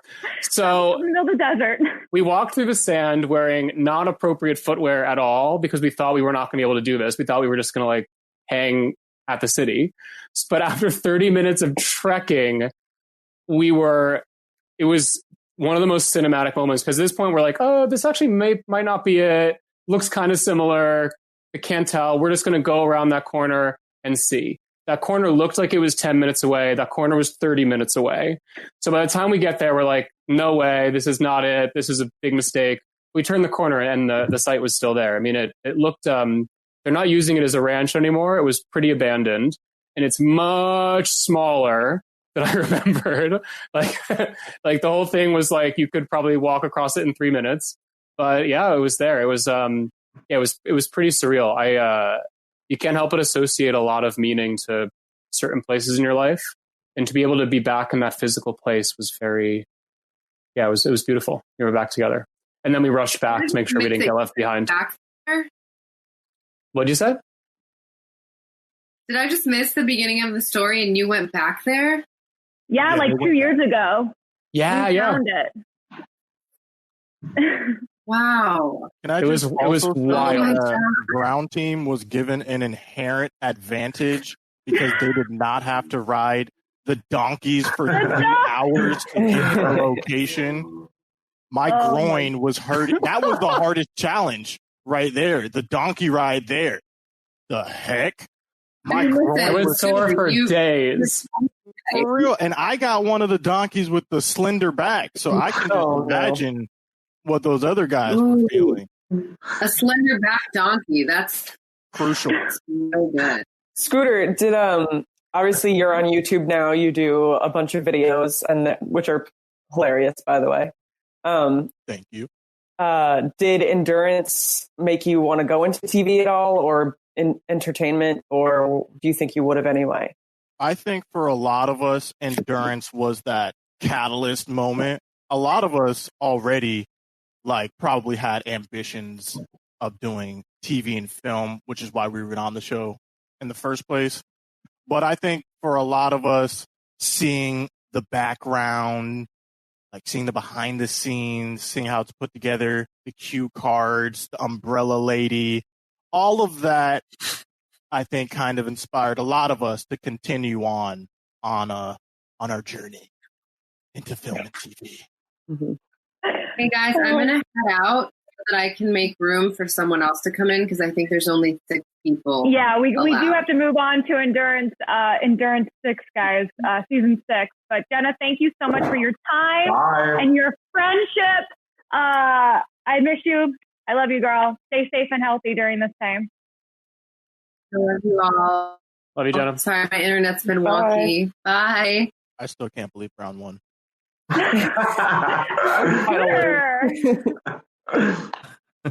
I'm still. Any final questions, you guys, for Scooter and Mike before we have to move on to E6? Nice to meet you guys. Yes. You too. Yeah, it was. Do you still talk to Krista? Do you talk to anybody? Who do you talk to, Scooter? I have run into Glenn in person. It was odd. We were at an MLB All-Star event. He was, I don't know if he was playing in it or one of his actor friends. This was before he got bigger than he is now. But I was interviewing some of the celebrities for the MLB All-Star game, and he was randomly there. But other than that, pretty much key in whenever I'm in LA. But yeah, Krista, I have no idea what she's doing right now. But we are Facebook friends. On Facebook. That's more than I am with her. I should find her. Well, Scooter, come to London. Hit me up. You're in the UK? Yep. Yeah, I've been here for a couple months now. Moved in January. I can't wait to get a British accent. Next time we talk, it'll be there. Literally, the aluminium in the garage. Mike and Scooter, I love you both so much. Thank you so much for coming on today, and just stay safe and healthy and stay in touch. So good to see y'all. Bye. Thank you. Good to see you. Bye, guys. Bye. Blue team for life. Yes. Three team domination. They're literally all the same. I love seeing all this. Everybody's the same. That's amazing. So now we head from Mexico all the way over to Hawaii for season 3, The Island in an Island in an Island. And we already have Monroe here, so it's only fitting that we bring on his very own teammate, Miss Bree. Hi, Monroe. What's going on, girly girl? Good to see you. I am honored to be here. Yay. Thanks for having me. Yes, Bree, from you look season the 3. same. You do. You do? You have not changed. Yeah. Well, I will say the same about you all. Good answer, Bree. Good answer. Although Monroe has brought it, I must say. Hey, you know what? We're both wearing black. We didn't even coordinate this. We are just on the same. I'm in maroon. Okay. Well. Okay. And I'm so mad because I don't have my yellow endurance shirt. It's in storage at my mom's. But I should grow up and get my own crap out of my mom's basement at this point. But I'm expecting a nice package from Lily. You're right. With the youth side. So season 3. I was just watching it. I haven't watched it in like 15 years, but getting ready for this, I was watching, texting with Keaton and Lily and Aaron and Brie about this. That was a laugh riot. Brie, have you watched episodes in the last decade? Okay, actually, we have like every New Year's Eve, we have a tradition with a set of friends to bring up clips of Endurance. And unfortunately, I know and Monroe is still the star, I must say.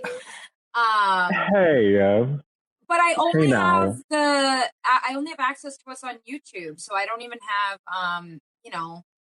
full episodes or anything, just the highlights. But yeah, we watch it. I mean, almost every year, like 5 minutes or so worth. Yeah, and what's it like to watch back for you? What is it like watching it back? Yeah. Oh, it's funny. We laugh and laugh. It's the best entertainment possible, I think.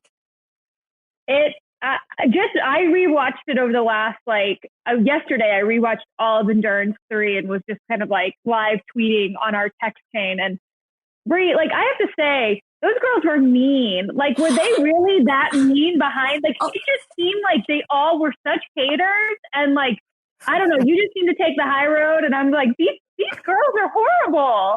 What was it, Brie? What was it about you? I think you were just so pretty and nice. And when you talk, it's no wonder I'm obsessed with reality TV still to this day. But everything that you saw was so real, there was no producing behind the scenes. There was no encouraging one thing or one team or even how the teams ended up. There was no, it was just so real. So yeah, the girls, it was not as nice as you would have thought. But it made for great TV. You know what didn't come across as, or maybe it did, and just rewatching it again reminded me that, the first few days is kind of when we all clicked up and that kind of set the stage for what was going to happen. And it really was Brie. It was you and Alex, and it was then the other girls. And so had Alex stayed, it might have been more of a two rival teams. But since Alex got the boot right from jump, it just felt like, everyone's ganging up. But it did start off, you and Alex were some wild chicks. And of course, my favorite two girls, hilarious, good times. But it wasn't totally everyone against Brie at the beginning. It was more of two groups of girls that, just clicked and then. Yeah, you're absolutely right. I loved Alex. We loved Alex. It was definitely a good bond that we had and team strategizing from the get-go, but it was unfortunate that they left so early. But I feel like, true to my personality, I was probably vocal with my thoughts. My inner monologue didn't stay inside my brain. So for better or for worse, it is what it is. Brie, do you keep in touch with anyone else from the show? Let me think. Monroe, honestly, it's really Monroe who I speak to, regularly. We keep in touch and know what's going on in each other's lives. Otherwise it's that weird social media, you're friends with people on Facebook or Instagram. You see highlights going on about other people that were on the show, but that's really it. Honestly, though, I have wanted to find Lindy, and I feel like, Monroe, do you feel like you've ever been able, well, you're kind of off social media now, but I'm on LinkedIn. Hey, LinkedIn, y'all.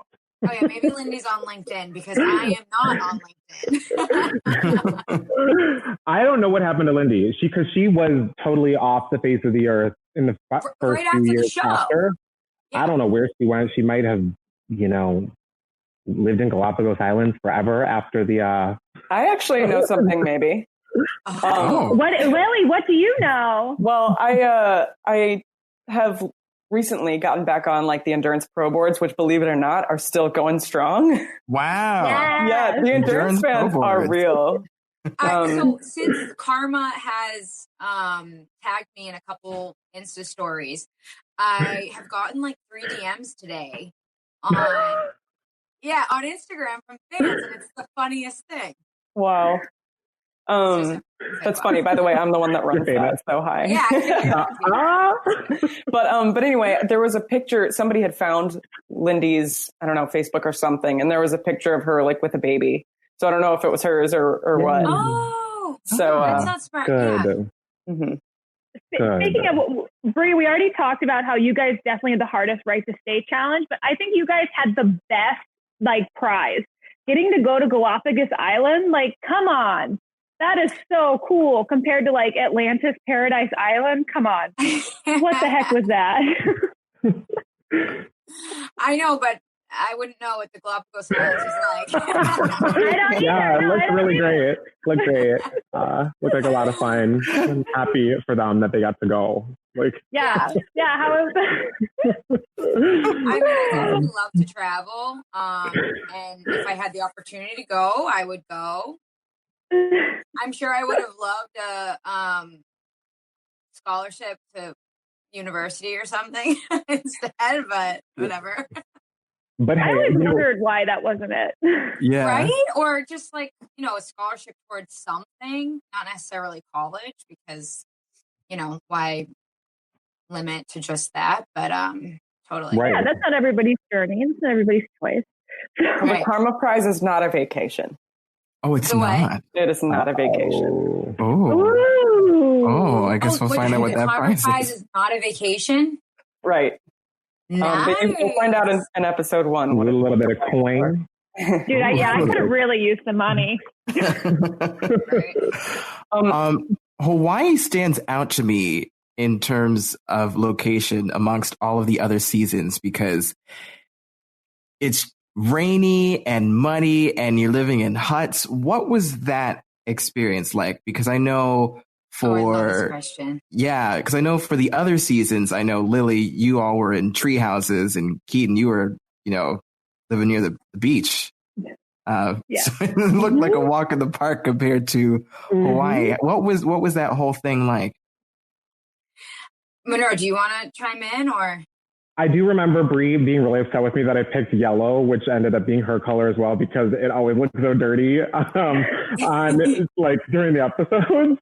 So that was one unfortunate thing. But so halfway through the season, JD gave us all boots because our feet were continuously wet to the point where we were like getting health issues as related to that, just being wet all the time, which that's what I remember the most is just being drenched for days on end. So I don't think it was in the intro, but maybe it was in like the intro episode where JD would introduce where we were. And it was like, these kids are staying on an island, on an island, on an island. Yeah.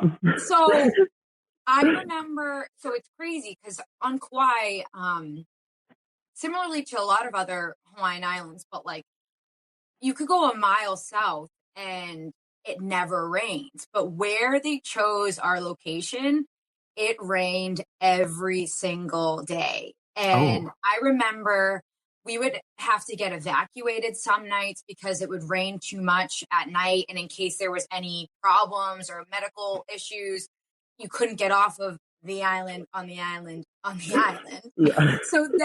So the nearest hotel, Monroe, do you remember, was like a 5-star resort? Was it in Princeville or Princeton? Whatever I the have city no was? idea what the town was, but I remember, this is like something so silly, but I remember that would be the first time we'd be able to, the only time we could take like a hot shower that wasn't from rainwater. You could like blow dry your hair. But it was so wet. And I feel like we were, even though we didn't win, although I don't know if I don't want to remind us of that, but we were there up until a night before the final episode aired. Was recorded. So we were there for like 3 weeks, essentially the entire time the show was being recorded. So definitely by the end, there was a damper on your mood. I felt like we kind of all towards the end were just feeling very, not depressed, but affected by the weather. Yeah, it was, I can't believe we lived like that, and everything was just can't either. So wet. What was for Monroe and Bray? What was like your proudest moment on Endurance, and probably the moment that you're like, oh, I wish I didn't do that, or oh, that's hard to watch? Oh, I know right off the top of my head. Okay, to answer, that's so hard to watch, is my reaction on getting bumped out of the circle from Chris and getting quote unquote stuck with Monroe. That was the brattiest, it was such an awful reaction that I had, and I apologize, Monroe. Thanks. I feel like, and to your point, Keaton, before, is that like the drama was really real. Like you could not make that up of how perfectly imperfect that went for me. And the best part was the underdog story. I mean, Monroe and I were not each other's first choice, but in the end, we were the strongest team together. We loved each other the most. We turned into best friends on the show. And really cared about each other. And I think that was really awesome and really cool to watch. Just the honesty in all of that from start to finish, and how we really ended up, the best. Yeah. I love watching that. Yeah. Do you feel like it as a viewer, I really felt like I watched you change? Like, is that, would that be an accurate way to say that? Like, do you feel like Endurance really changed you, Brianna? Totally. I mean, especially when you're with only these people for such a short amount of time, all of these feelings and emotions happen so much quicker than in normal life. And I think you can totally see me grow as essentially like, I think I was 13 on the show. But you can totally see me grow as a person in such a short amount of time. And I think it touches on everything of, there's so many different emotions that go along with it. Oh yeah. And this was a season that had a lot of back and forth between the dynamics between the teams. And I know this was touched on when you talked about being bumped, but I think Hawaii had my favorite partner selection twist. Each season had its own way of, selecting a partner and a color. And for yours, they had 14 balls that they shot out of a device, and everybody caught them 1 to 14. And then the person that had 14 went first and chose a color. And then everybody would keep going up until number 1, who would not only get a color, but also a partner. And it's very interesting seeing how how it just even ended up going, because the top 2, who were, I believe, Damien and Lindy, ultimately on paper, they made the right choice, but there was definitely two different stories for those 2 teams. What was that like, sort of the dynamics between the teams as it went on? Because I know Orange, it was like enemies and frenemies, and I can't even explain what that whole. That was weird. I must say Monroe can play the game in the sense that he's able to befriend people, and he's so likable, and he can get by with talking to these people, talking to them, and then talking back to me. And I was just like, I can't stand you.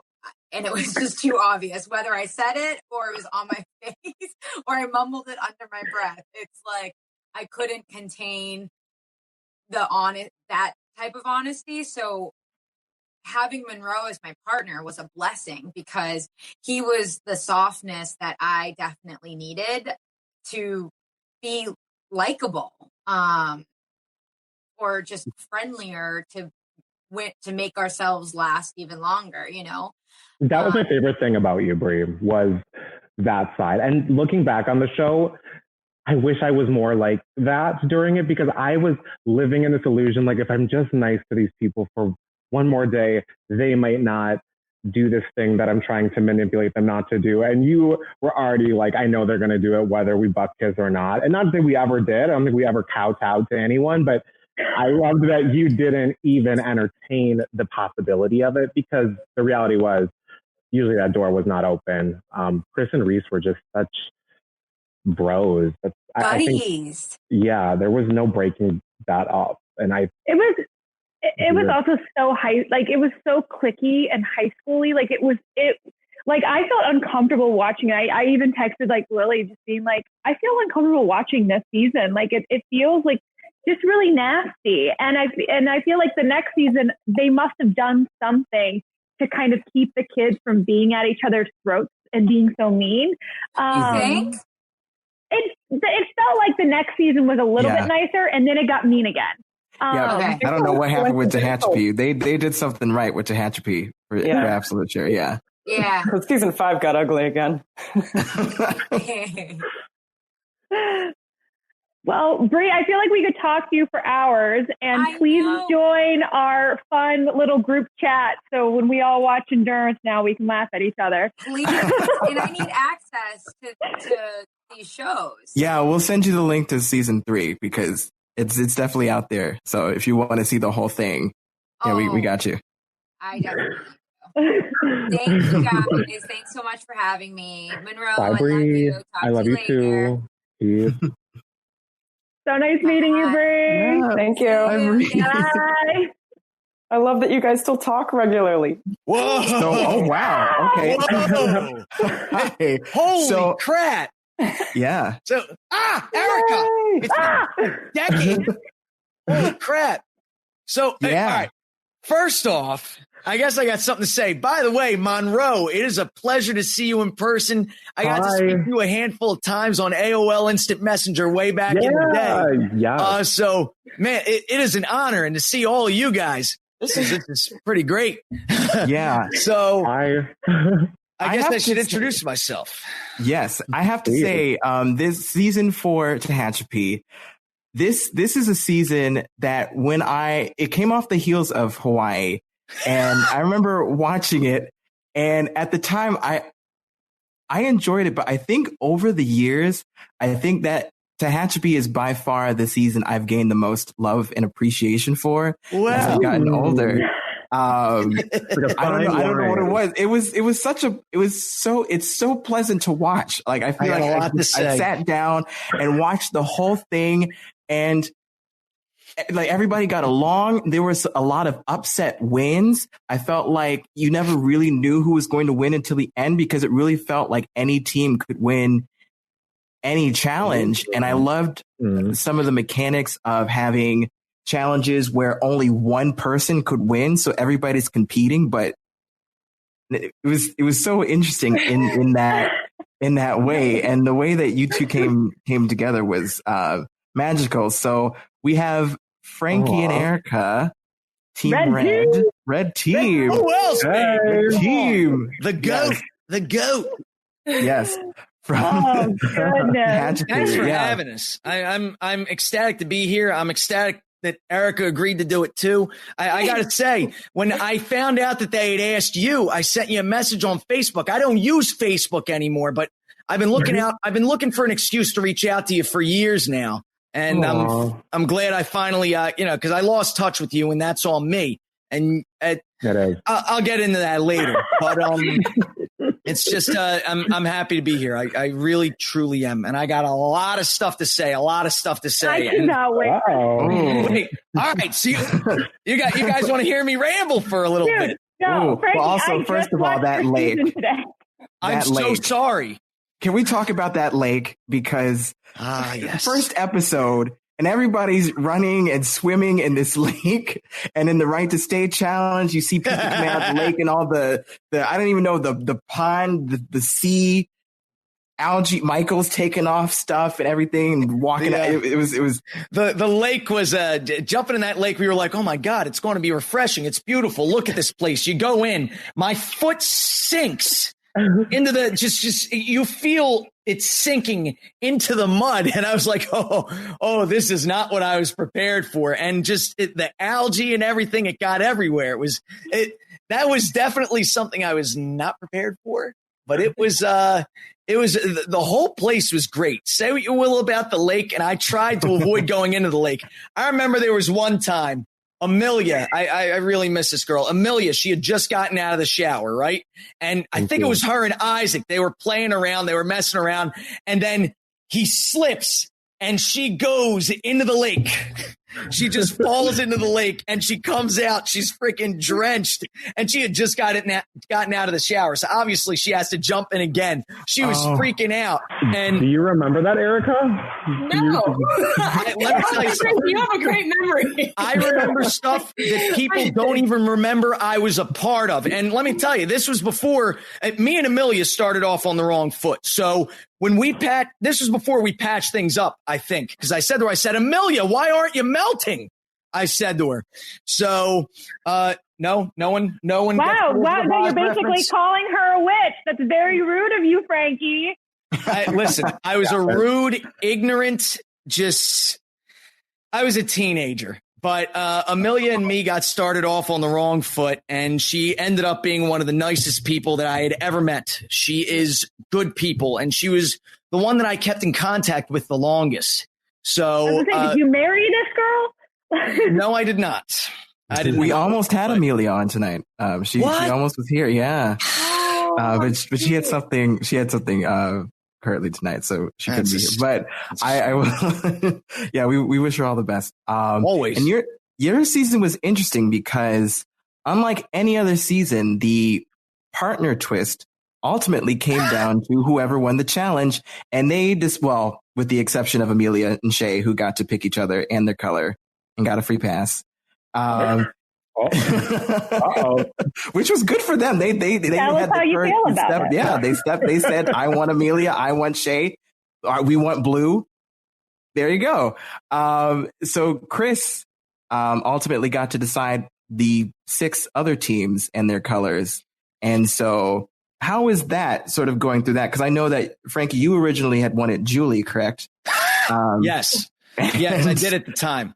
But Erica, for some reason, wanted me, and it really worked out. And I got along a lot better with Erica. I'm talking too much. Erica, you should talk a little bit. I'm really talking too much. To remember. I mean, wow. I'm trying to reflect a lot on that. Yeah, I remember everything. It was kind of just, So like Chris he got to pair everyone up, right? Mm-hmm. Yeah, and I think it was just kind of ended up being that way. I was pretty in the backseat on everything that happened in endurance in terms of what went down, and just kind of went with the flow. So yeah, I think you just picked us, right? And then the thing is, we all came. I distinctly remember we all came forward I want to be with this person. I wanted to be with this person. Daniela really wanted to be with Michael. Right? They had a little thing at the end. And confession time, I ended up developing a huge crush on Daniela towards the end, and I totally dropped the ball. I was an idiot. I was a dumb teenager who had no idea how to handle those feelings once they came out. I mean, because she didn't like me back. No problem. Nothing wrong with that. But I was a freaking idiot. So minor regret of mine, I'll say. But she wanted to be with Mikey. And we had 2 Johns. We had John on the gray team, and we had Jonathan on the purple team. So we called John on the gray team John, and I ended up calling John on the purple team John. right? So she got paired up with John because Chris, he considered for a minute. He was like, should I put everyone who wants to be together, or should I throw a little wrench into the plan, you know? So he ended up putting Daniela with John. And she was very shooken up about that. She cried about it. She was sad. And I said to them, I don't know if you saw this on the show or not, but I said to them, I said, you never know. You two might end up being a really good team. And as time went on and she got to know Mikey more, and this cast clicked day one. We were really friendly with each other day one. And the producers even said to our parents, they said, this is the nicest group of kids we've ever had. Literally, we were just talking to Bree. I heard. From Hawaii, and we were just saying, oh my, well, you guys saw it. Yeah. Like, it's something, they were super mean in Hawaii. And then all of a sudden your cast was just like the nicest, kindest group of kids who just were playing hard and just, that sucks, we lost, but it's a game and we're going to hug it out. Like, I was like, yes, this is what Endurance should be. Why was that? Do you think that it was just the way you guys are? You had mutual respect for each other? Was it coincidental? Did producers have anything to do with that? Maybe the right to stay? Because I think, part of it. I'm sorry. I don't mean to keep cutting people off. I can be a real freaking chatterbox. They call me the megaphone for a reason. So how are you deciding what partners you guys wanted? Because I felt like as we were in that day before you pick your partner, in our experience, it was very much people trying to buddy up with who was perceived to be popular, which is so perfectly all the teenage. guys. How were you guys going about it? How were you guys jockeying for partners? Were you looking at who appeared the most athletic, the most popular? What was going through your head? I have no idea. I mean, the thing is, I thought there was, I talked with Julie a little bit, but I don't know why Erica gravitated towards me. To this day, I still have no idea. I can't speak for Erica. I think the girls just all talked and they said who they wanted. And nobody wanted Frankie. They were trying to figure out who to put with Frankie. Well, yeah.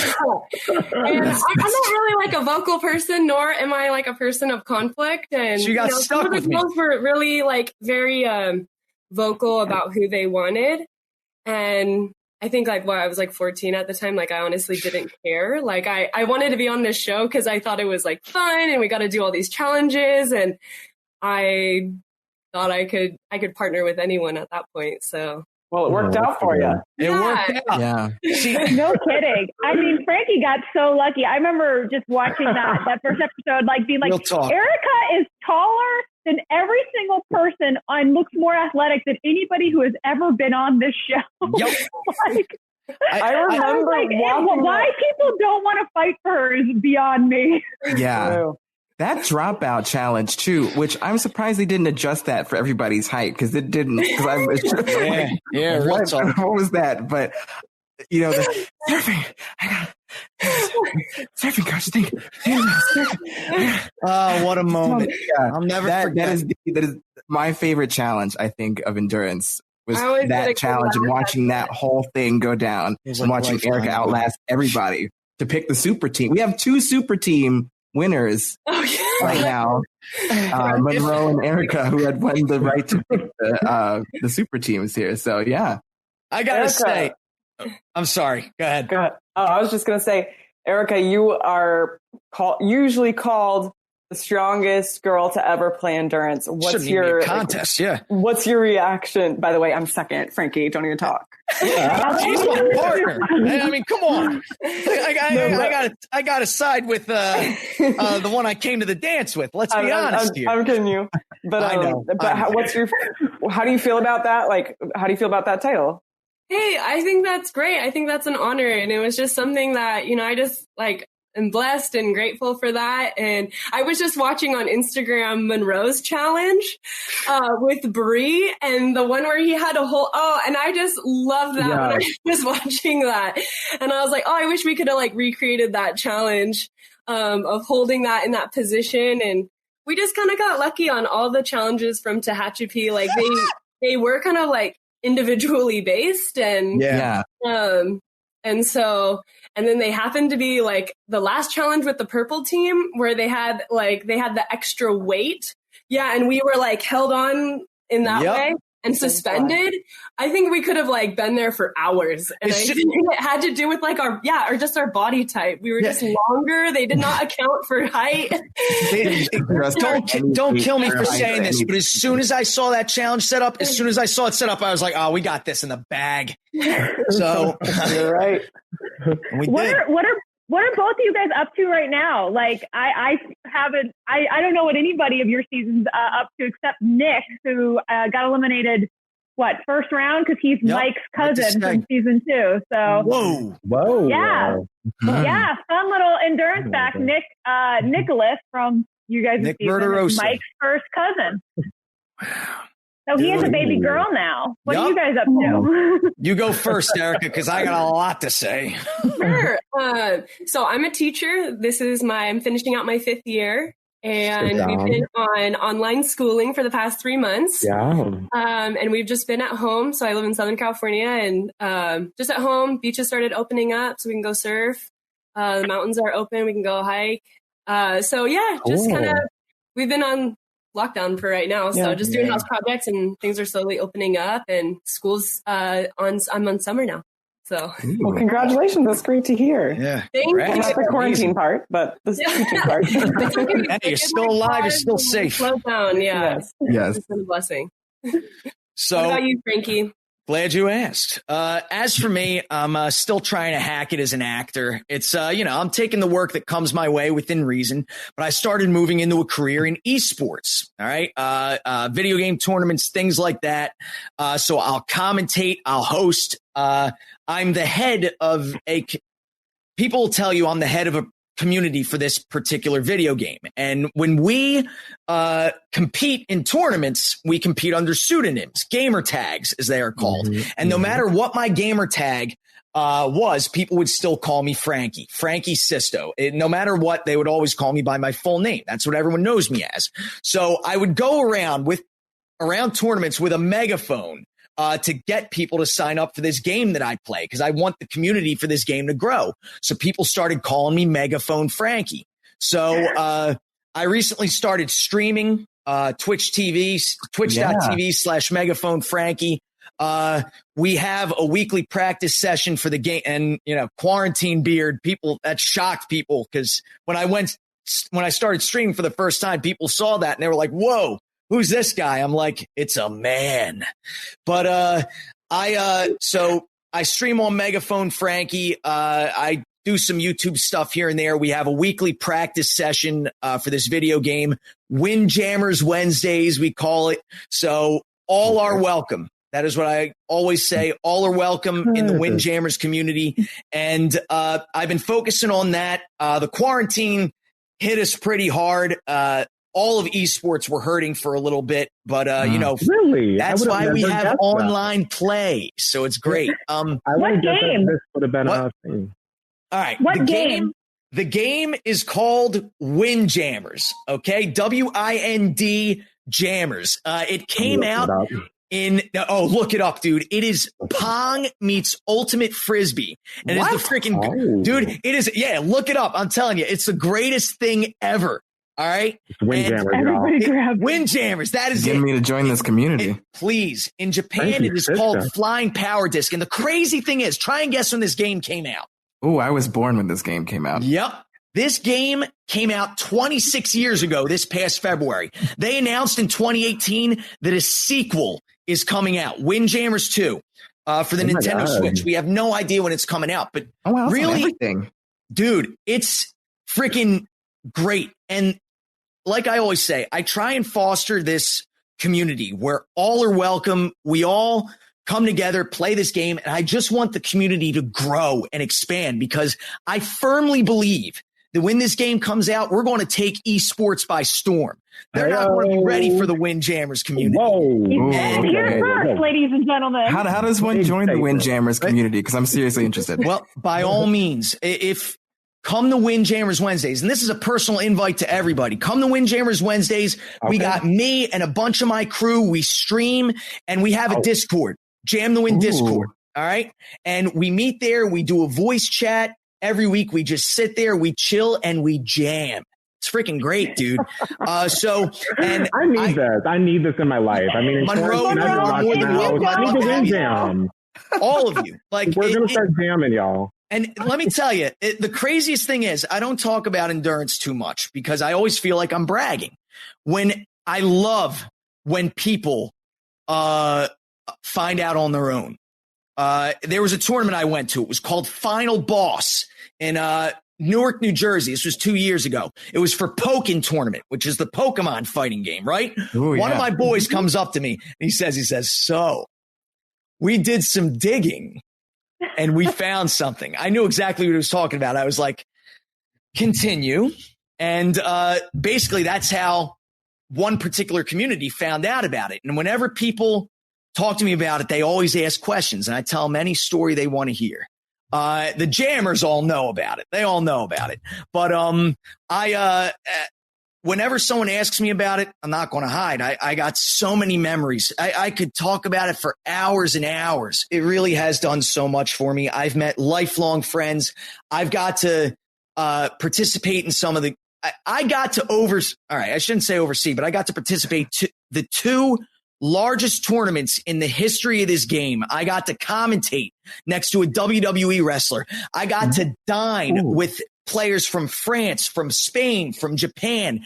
I got to watch the sunset with 2 players from Spain who got to meet their French rival in person for the first time. And I got to witness that handshake. I have seen so many things because of this game, because of esports, and I wouldn't trade that for the world. I don't know how much longer this journey is going to last, but I hope it doesn't end because I got so much more I wanted to see. I was trying to go to France this year because the biggest community for Windjammers is in France, and they know who I am. Like, I've got to meet these guys, and I have the fortune of calling so many of these guys friends.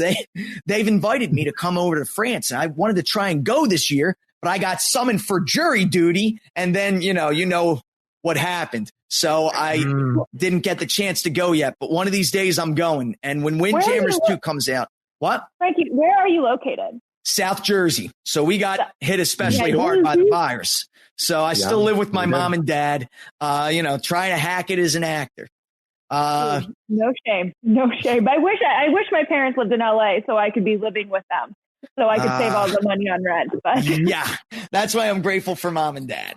And all the other work I do, it allows me to travel. Like, there are people across the country, around the world, who know who I am. I have no idea how that came to be, but it's a blessing. It's not all peaches and cream. It's not. But I live a good life, and I wouldn't trade that for anything.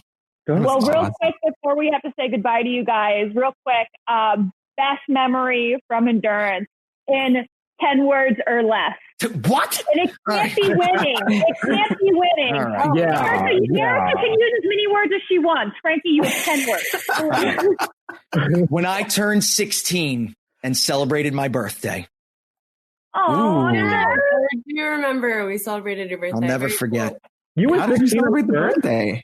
That's why you won, because you were turned 16. you were a full adult. Wow, I didn't know that was allowed. Strongest in the universe. 2006 Rock, Paper, Scissors champion. Just saying. You're welcome, America. I guess maybe you can't say winning. I was like, I remember that part. I remember so much. On the show, I was going to say, also going to Costa Rica. I would say that was... Oh, yeah. That was a surprise for season 4. Yeah, I ended up staying extra, so I would say that was like one of the greatest blessings to be able to go out there, and it was a result of the show, and just meeting the people. So I thought that was a great experience, and probably the favorite part. And I just want to say to all the people who are listening and not watching that Erica and Frankie look exactly the same, except Frankie has a giant beard now. This is the barbarian beard. This is the quarantine. What day is it beard? This is the longest my beard has ever gotten. Like, I was growing it and I was like, wait, it's not itching. So, all right, let's see how far we can take this. There was a point where we needed to stop, and we have clearly passed it. but let's keep going and see what happens. And this is the result. My boyfriend's doing the same thing, and he can almost put it in a hair tie down here. And I'm tempted to. I'm tempted to go the full Thor in freaking Avengers Endgame. I know I can do it if I just focus hard enough. I can do the braid. I'm tempted, but it's funny. A friend of mine challenged me to a speed run race for this particular video game, and we're both putting our quarantine beards on the line. So I don't know how much longer this is going to last. I know he's going to beat me, but I just, Frankie Sisto doesn't turn down a challenge. No, he does not. And wow, I, if I was ever on any season, I wish it was Tehachapi, but I was too young. But it has been such a pleasure with the both of you, and I'm definitely coming to Windjammers Wednesday. So all are welcome, and I hope to see all of you there. I'd be delighted to teach you how to play, and I got stories for hours, and I'm sure we got like a bunch of people to join us every week. I'm sure the crew would be delighted to meet you guys too. Yeah. Awesome. Cool. Thank you guys so much for your time. Bye. And keep healthy and keep in touch. So about 6 years ago, my first interview from somebody from Endurance, we talked about every single season of Endurance, including his. Monroe, your name was dropped in season 5 when Taylor asked him to be Monroe, and he did. Oh, what did he shout? No, I remember. You know what? I'll let Connor do the honor. Hi. Hello. Hey, Connor. It's crazy. How are you? Yeah. Good. How are you guys? Doing well. If I had known I was following Frankie's luscious beard, I would have just shaved the whole thing off. I can't compete with that. It looks good. Thank you. Oh man. Yeah. So I just watched your season today, Connor. Wow. Like, that's how fresh it is in my mind. And I have to just say, I am so sorry. Like, you won the frickin' karma vote. You were Mr. Congeniality. It was right there. You guys killed it. And the win just slipped between your fingers. And, man, you great beat the game. curse. Great game. Thank you. You did. That was an important thing to see the curse ended. That was so important. Yeah, I really thought for that. I just thought it was impossible. Like when we were going up for the third time, I was like, all right, Final Four pretty good. I think we were all watching, like, they're gone. I mean, yeah. It was the third time. But yeah, and this person actually put Lily and Eric together. Oh. Because on season 5, it was sort of, they started with, who did they start with? They started with Dakota and they just went down the line and had each team pick the next one. Right. So when Celia and Alex put together Lily and Eric, so we have Celia. Hey, everybody. Hey. Yeah. I'm so happy to have Celia here because I love that I have 3 different teams from the same season here because that way we can get the full kind of perspective on everything High Sierras because what a season it was. You had tree houses. You had a bunch of twists and partner swaps and odds and different factions. It was a lot happening. A lot of stuff happening there. That treehouse was lit. I mean, I think we all saw the trailer for that season and we were shook. I mean, I was thinking, I want to go to that treehouse and make that my real house. I mean, it looks really cool. I don't know how nice it was. I know we all slept on plywood. I'm sure you guys had the same, but it looked cool. I think we had the best lodging for sure. I mean, compared to the rains on Hawaii, it's, we had nice dry climate the whole time. Mm-hmm. Our huts were styrofoam and infested with scorpions. We ended up sleeping on the beach every night. Oh, no. Wow. That's not bad. I had not heard What did you guys think when you walked up and saw the treehouse? Like, what? I'm sure you were expecting huts, right? Because you'd seen a few of them. When you saw the treehouse, what did you guys think? Like, what was your reaction? Absolutely mind blown. And then just to get up into the treehouse was difficult. You had to either climb up the stairs or you had to go around the back up to another stairwell. But it was 2 stories that we had on our tree houses. We had where we all slept, and then you could go up and kind of have a roof deck kind of view. But it was incredible. And I think all of us, our mouths just dropped when we saw what we were going to be living in. And then we had this like other little nest spot too that was infested with bees. And they didn't even realize a bunch of us ended up getting stung by the bees. Yeah. I got stung by a bee within like 30 minutes of arriving to the camp. I always forget about that. Like, we're off to a great start here. Like, I remember one of the producers coming up like, oh my God, I don't know how we didn't find this beehive beforehand, but like, sorry guys. Oh my God. Yeah, I remember seeing the tree houses. It was actually my first interview bite of the show. I was like, because I was in the back when we were walking to the tree houses. And so everybody started screaming and I was like, why the heck are you screaming, guys? I need to look at these again. I kind of forgot what these looked like. I'm going to pull these out. And they were amazing. Weren't Max and Philip from season 2 on the crew for High Sierras? Jeff was there. Jeff was. Okay. That was like Jeff's first job in like entertainment. And wasn't he, Lily, correct me if I'm wrong with this story. His family has a cabin up near there. He was kind of just walking around and saw them filming and went up and found out it was Endurance and asked for a job. That's how it happened, understanding right? too. Yeah. Okay, cool. Yeah. I'm glad I'm so happy that's how it happened. He had a boat and when he was trying to get in contact with them, and he said, hey, you guys can use my boat if for anything, setting up missions on Shaver Lake. And they were like, yeah, actually, we do need a boat. So he got in there and immediately started helping out. And I mean, we loved having Jeff there. It was incredible to have an alumni there that we could talk to about everything we were going through. And Jeff is the best dude. Like, he's one of the people I still keep in touch with and, got to work with on Survivor. And so it's just, he's probably the best person that could have worked close with you guys on that show as an alumni. So that's awesome. What are you guys up to now? I kind of know what Lily's up to, but Celie and Connor, like what, besides being quarantined, what are you up to? Yeah, not much at the moment. I live in Brooklyn. So sort of heart of all the cases at first. We seem to be a little bit, at least past that bad point. I'm a software developer and I live with my fiance and a little 5-pound chihuahua. Oh, Connor, living the life. Look at you go. You're such an adult. I'm actually living in Boston now. Believe it or not. I've been moving all over the country. I'm in sports broadcasting. And so I've lived in 4 different states, but I moved to Massachusetts last October. I'm working for New England Sports Network, NESN, co-hosting their late night sports show, After Hours. And it's been a blast. Loving it. Awesome. Hey. I actually, when I was back in Boston several months ago, I was visiting a friend and we were out at a bar and it was like after there'd been a Bruins game on or something and it was still on NESN. And I saw the ad and I was like, is that Celie on NESN? That's insane. That's so cool. Do a lot of you keep in touch still?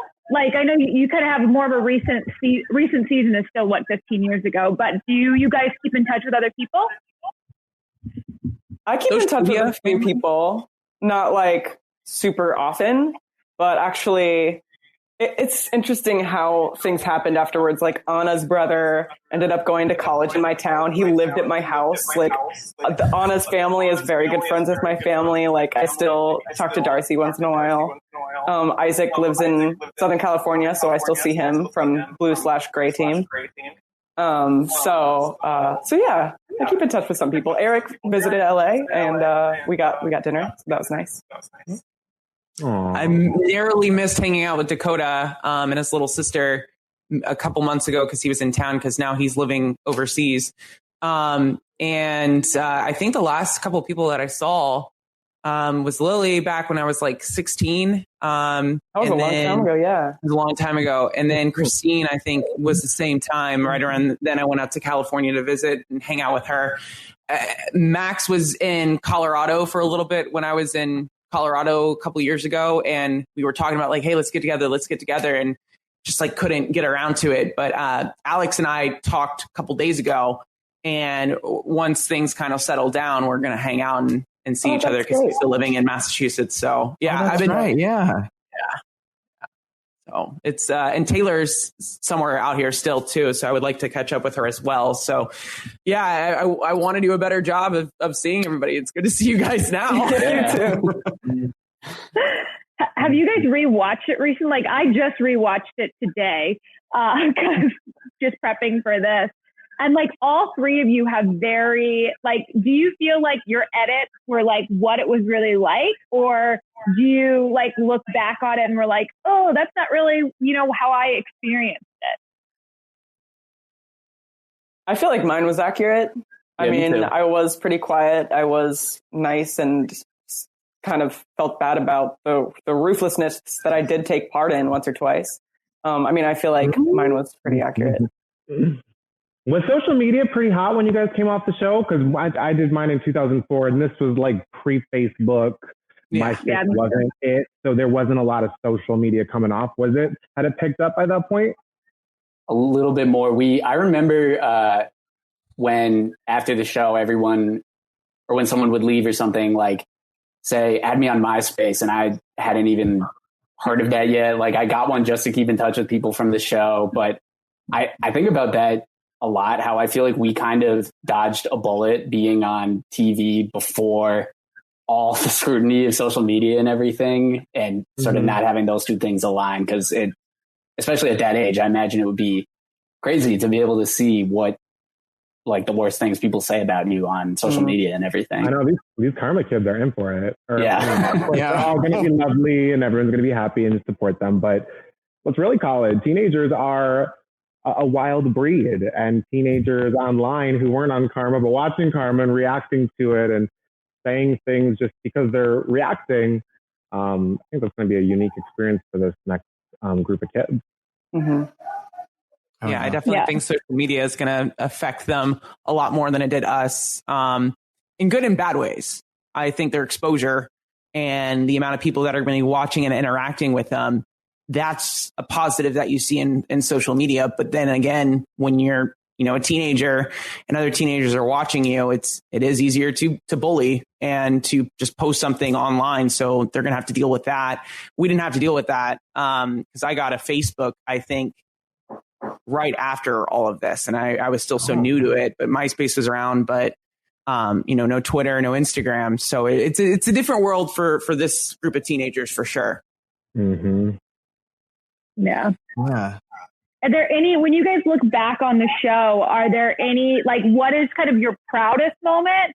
And you can't say winning because obviously that's a very proud moment. But what was your proudest moment, and what's kind of a moment you kind of cringe at now? Connor? I'd say my proudest was probably getting the Karma vote. Even though we didn't end up winning that challenge, it kind of felt like a culmination, sort of some, positive validation. It was nice to get the support from everybody. And in terms of one, I feel bad about giving up Darcy's strategy at the temple. I think that was definitely sort of a playing scared moment. I was so psyched out by the big 4-team alliance, and I was sort of just of the mindset that, like, if we can do anything to buy ourselves even just like another couple days, then we should do that. But seeing it actually after the fact, I was like, that felt kind of harsh, and like I probably didn't really need to do that. Yeah, there was a lot of that season of discussing people's temple strategies before going to temple. Yeah. Bailey? It was a journey for sure. I think there was a lot of good moments. I think there was a lot of bad moments too for green and kind of the main alliance, purple, red, orange, green, where we had to make decisions based on our group, and it's the modern day clique, and that kind of stuff was not the best. And I think that's something that the new show Karma is addressing, is that if you do put good out there, you'll get good back. And that's something that we didn't really have to face a consequence of in our show. I think the consequences we did face, when Connor got all these votes and, you know, getting immunity and stuff like that. I mean, Green was not ever in that discussion. We were not very well liked. I think internally we were liked for the most part, but outwardly what everybody else saw was not a positive. So there's a lot of things that I look back on that I'm like, I wish I would have done this differently. I wish I would have treated people better. I think Lily and Connor both played the game 100% the right way. Like, I know, Connor, you talked about that for a little bit, that you felt guilty about that, but I feel like at the same time you had to do what you had to do.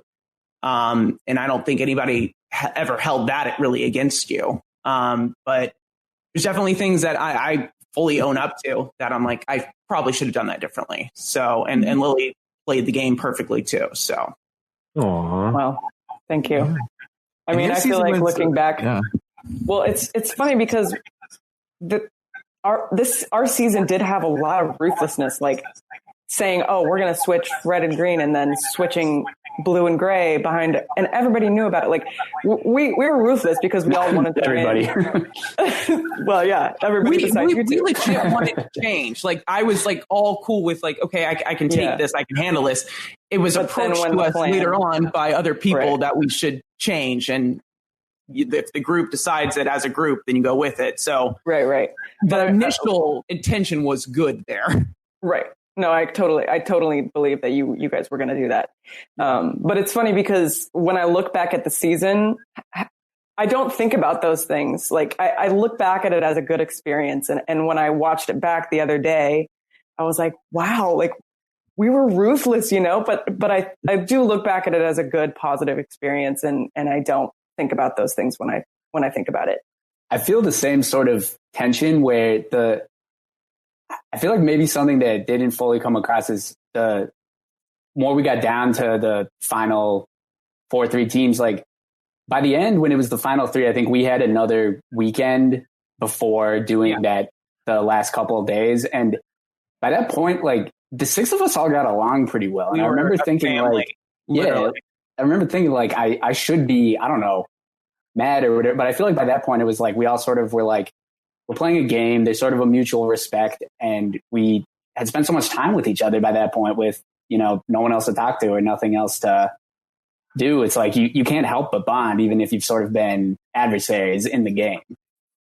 I agree with that completely. And that weekend that you're talking about, I still think about that weekend and the things that we were able to do in our free time and just get closer to one another. And you knew that at some point you were going to somebody was going to get eliminated. And those were the moments that I wish people could have seen. I mean, I'm lucky that I got to share those moments with Connor, and the other teams as well. But it was truly, like Lily said, looking back on all of this, it was so much good. And I have such fond memories. And everybody I think about all the time, even if we don't talk. I mean, that's how impactful this show was for me personally.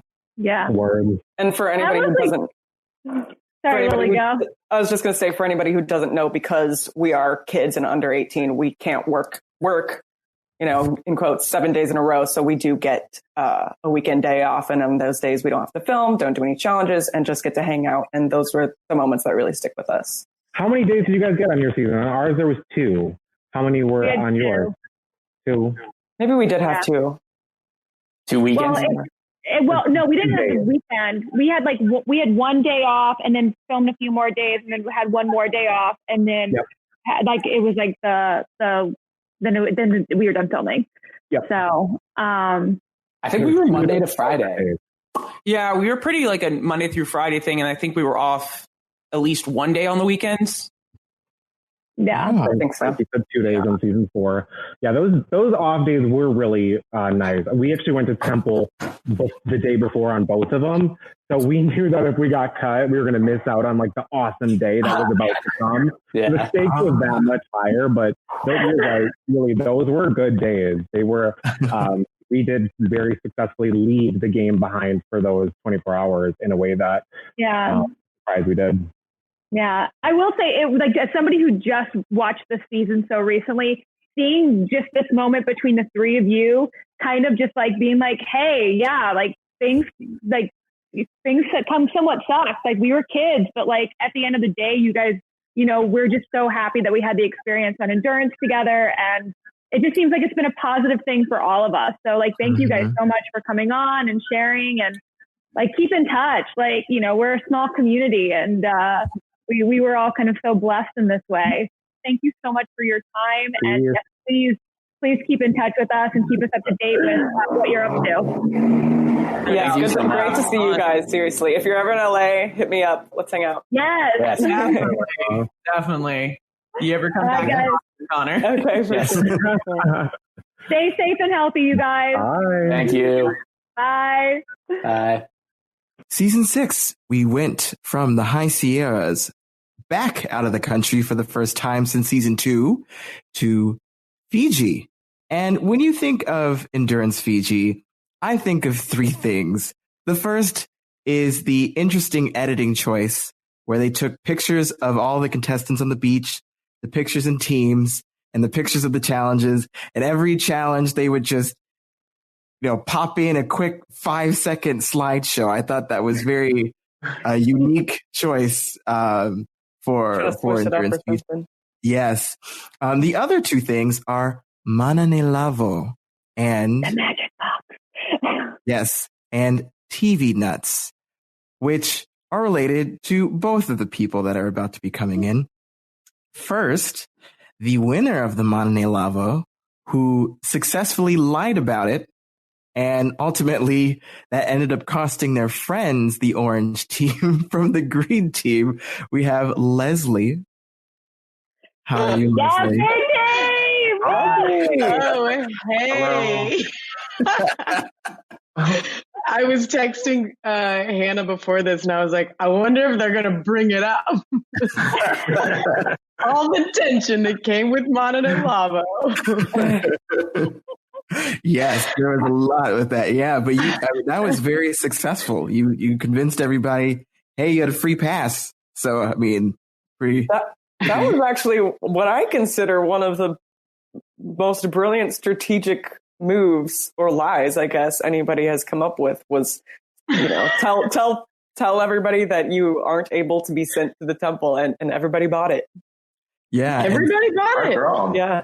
They did. And speaking of Hannah, actually, so in an interesting twist at the final 3, they won. They won the final temple mission, but had 1 red TV nut placed into a bag, and Hannah's partner, Jonathan, unfortunately pulled out the 1 red TV nut that was there, sending them to temple and ultimately out of the game when they should have rightfully been in the final 2. I don't know how that happened, but here is. Hi.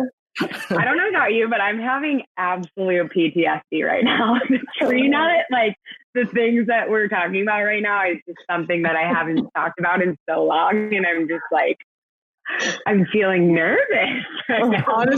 Honestly, Hannah, I'm just thinking about your face when John pulled out the 1 TV nut. Thank God it was John first off. Second, Hannah's face was like this. Always. Yeah. I'm thinking about my facial expressions in every episode at every moment. I do have to say the red team's photo is my favorite photo, with Hannah looking off to the side and Jonathan looking ahead. Like, yes. Wait, can you guys walk us through like how they like pitched that to you and just like how that went down? Because that was so odd. Right. Yeah. And then and I know that they took us after every challenge. They would take us to interview us. Yeah. I think. Yeah. And then we did a photo shoot at the beginning with like, our intimidation process. So where are you guys now in life? Like, where are you working? Where are you living? How's your life changed in the 13 years since Endurance 6? I've done it. Literally 13 years. Oh my God. Well, Leslie and I are both in Los Angeles, actually. I've been here for about, I want to say a little less than 5 years, and I've just been pursuing music, and I'm also work as a I'm a Pilates instructor as well. So gotta get that, endurance in there somehow. Yeah, so totally. Here we are, using my passion for You wear your red endurance shirt to your Pilates every day. I should. I absolutely should. Yeah. Leslie? Oh my gosh. Yeah, I actually do music too. So I write music for TV and film, and sing music for TV and film and sports and trailers and promos. So it's really fun. I kind of mold the two together. It's like my dream job. Wow, you guys are all doing some more stuff here. So where's my? I'm sitting in our gym in our garage. I worked out this morning, so actually, Glenn, I'm actually quarantining with Glenn right now, and so we work out every morning together, and it's like Powell against Powell. It's great. Keeps you going. I think I bet on you. Speaking of Glenn, you are one of two contestants, I believe, that has a sibling that was also on Endurance. So what's it like for you two, having both been on Endurance and having had different experiences? You know, you got second place. He was out in the Right to Stay. Like, do you guys talk about Endurance at all? We don't talk about Endurance that much anymore. I think at the beginning it was really fun after he got knocked off that we made my audition video together, which was a blast. And he even had me, he was like, oh, I have this brilliant idea. And he put a horse carriage behind me and I pulled the horse carriage in my audition video. I don't know if any of you guys saw my audition video, but that was ridiculous. And then because he was on it, they had to like do the voting thing. Do you remember that? They had to vote. Oh yeah, you and Will. Connor had a sibling too. Yeah. Okay. And so that's how Will and I got voted on the show. I feel like I voted because like at that point I had already known that I was a contestant, and then they put on the website the other options, like, and we had to vote who we wanted to have on it. So yeah, I think I voted. I hope you voted for me, Hannah. I hope so. I hope I did. Who knows? Yeah. Speaking of Right to Stay, I think of all of because High Sierras is the one exception here. Because I think all of the other ones had some element of hanging from something. I think of all of them. I think yours was probably the one I feel like could do the best at, because I think you had gloves and then it was just a thin rope with knots. That's something that I truly like have not forgotten, that challenge. It seems like it was, you're like, oh, I'll hang on there for days. It was crazy. We were all screaming. Like, I don't know if they caught all of that on camera, but we were it was very scary and intense. And I just remember thinking to myself, like, don't you dare fall. Like, you got all the way to Fiji. You are not falling. Like, we were all just like, can someone fall, please? But we didn't want to say it out loud. I felt for cinnamon there. Oh, I did too. I think, Hannah, you were talking to yourself on it. Don't you fall, don't you fall. I think I was. Maybe that was cinnamon. No. I definitely wasn't like spotlit being like, she's talking to herself. I do know that Cinnamon was very eager to do the challenge beforehand. So it intimidated me a lot. So it was surprising when she fell. But yeah, no, we were all fully talking to ourselves, just being like, hang in there, not to each other, because we were competing at this point. I was singing and they told me to stop because I was trying. Yeah, they told us to stop. Yeah, yeah, because I guess we were singing songs that they couldn't license on the show. Right. They're like, you're ruining all of our praying. They were like, you guys got to stop with praying. Like, this is just not the vibe here. Who was praying? I don't remember. They told us to stop so many things. They were like, please stop. I was probably swearing in my head. Who knows? They were just like, please stop. Stop. The only song you can sing is like anything that's public domain. Do we know how long we were hanging on these ropes? I don't remember. Oh, I just watched it too. Several minutes at least. I know that. Yeah. Yeah. Hannah, I loved watching you and Jonathan. Your partnership and your friendship was so interesting because he's from the South. He talked very slowly and you're like very excitable and like, sassy and talk very quickly. So it was fun to watch your guys' conversations. Do you still keep in touch with him, and who else do you guys keep in touch with? So Leslie and I keep in touch, I would say probably the most. I took her on family vacations right after. I would go to her place for Thanksgiving dinners. We had a really good, solid relationship, and just like, even if we don't, see each other for long periods of time, we'll always check in. Our families, love each other. So I would say she and I are close. We also keep in touch with Will. Love Will.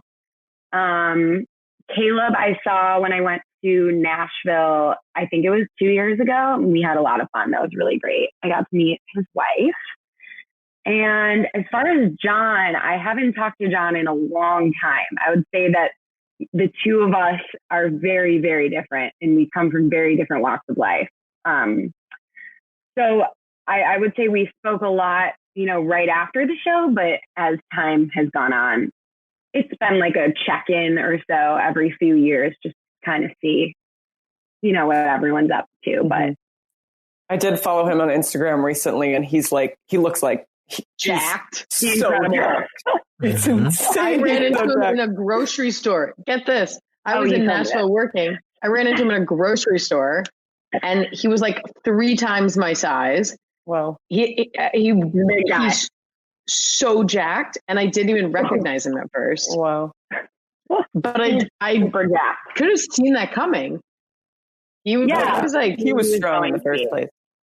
And he had this such a determined mindset that absolutely nothing would stop him. So I knew, later on in life, he was going to continue getting those gains, and just I knew he wanted to totally hear and that he is cool. That man is built.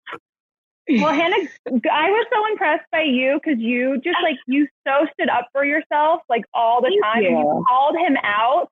I think there a lot of times at that age, you don't you don't feel like you can do that. But that was so awesome to see you kind of being apologize to me. That was wrong. You called him out. I was like, yes, thank you. I mean, I felt like I knew after the show aired, I knew I was going to be a polarizing character, whether people would absolutely love me or be like, you are the devil, goodbye.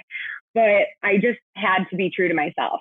Did I need to eye roll every 5 minutes? No. But did I need to stand up for myself every single step of the way?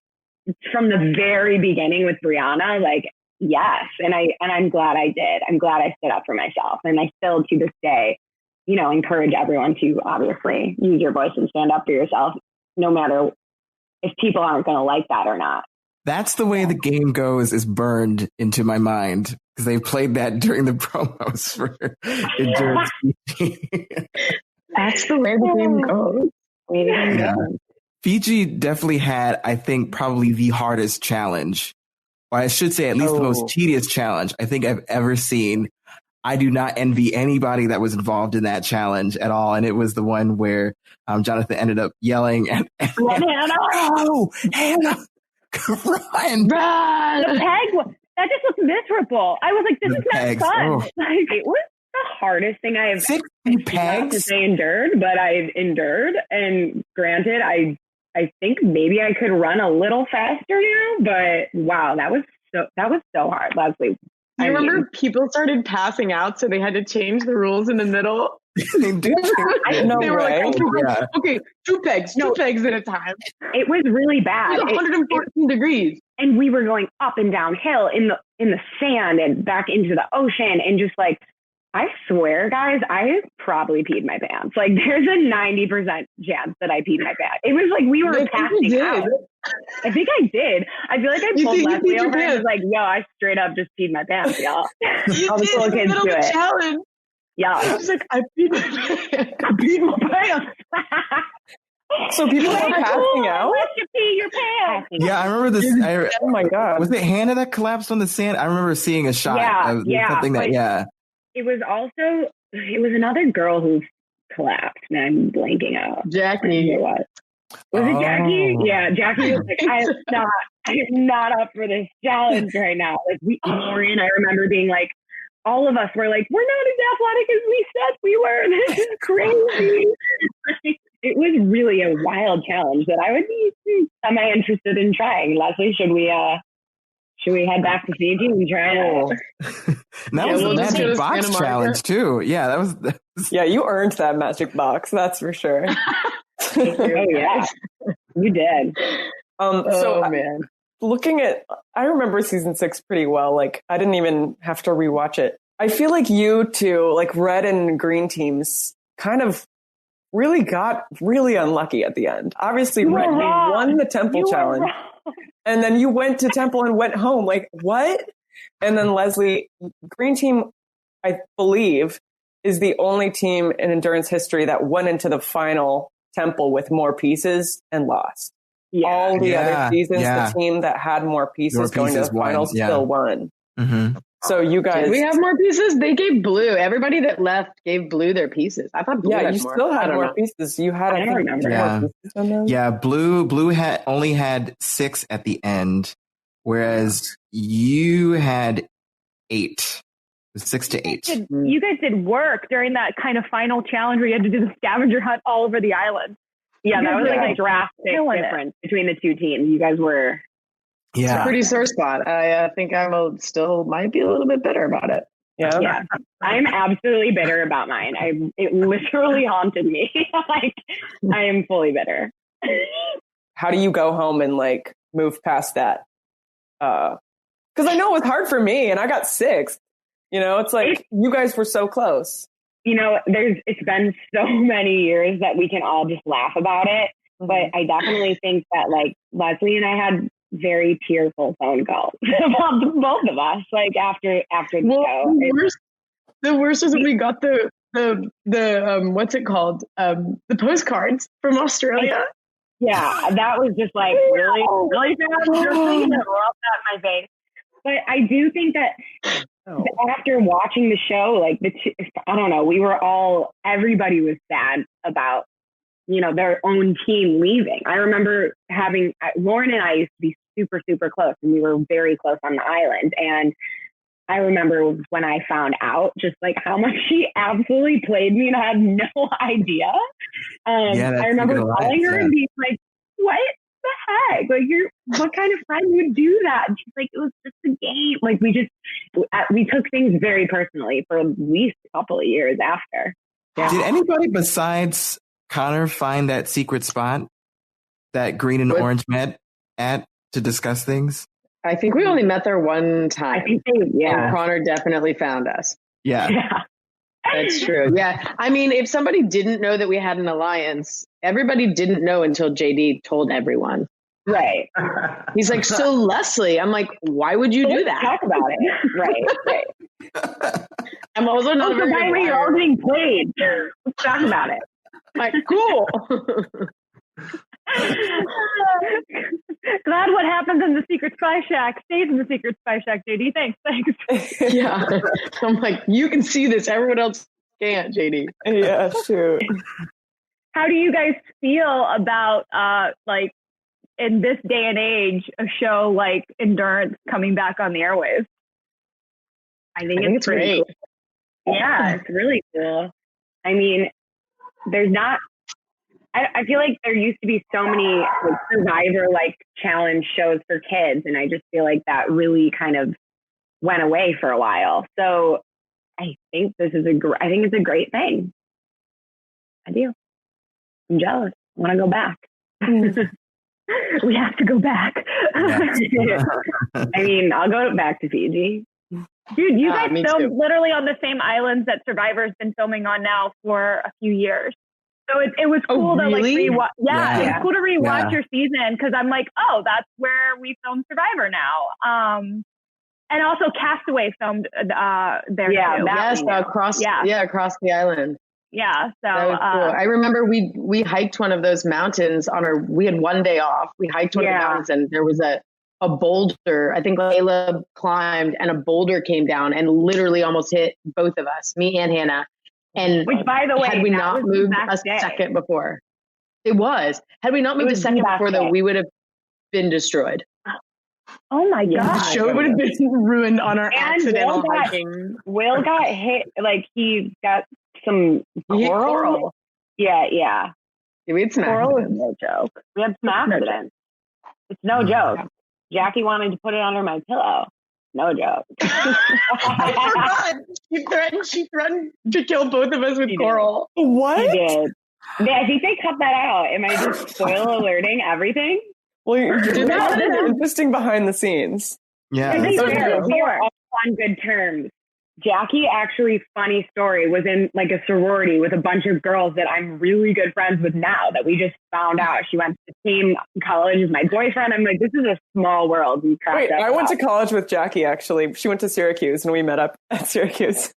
Yeah, No way. my boyfriend went to Syracuse and one of my best friends went to Syracuse and was in her sorority, which is hilarious. It's just a small world. Final thoughts on kind of your experience as a whole and how you look back on it. It was truly one of the craziest, coolest things that I will ever have done in my life. And I don't take a moment of that for granted. And I think about just like the memories and the friendships that I had made on such a short time. And just like, when am I going to live in a hut and just have absolutely no technology, and my dad's like on another island with my brother and Glenn hanging out. Like, it was the craziest experience. And I learned a lot outside of the game as well. Just kind of how, you know, when all different worlds collide and how you interact with different people from different cultures who have different belief systems. Like, obviously they're not going to put that on the show, but it's something that I really learned while being there, just how a very, very diverse group of individuals got to hang out and become so close. Well said, Hannah. Very well said. Yeah, I agree with that. That was one of the most fun experiences ever. I will truly never forget it. And I made some incredible friendships, and I'm very, very, very grateful for that.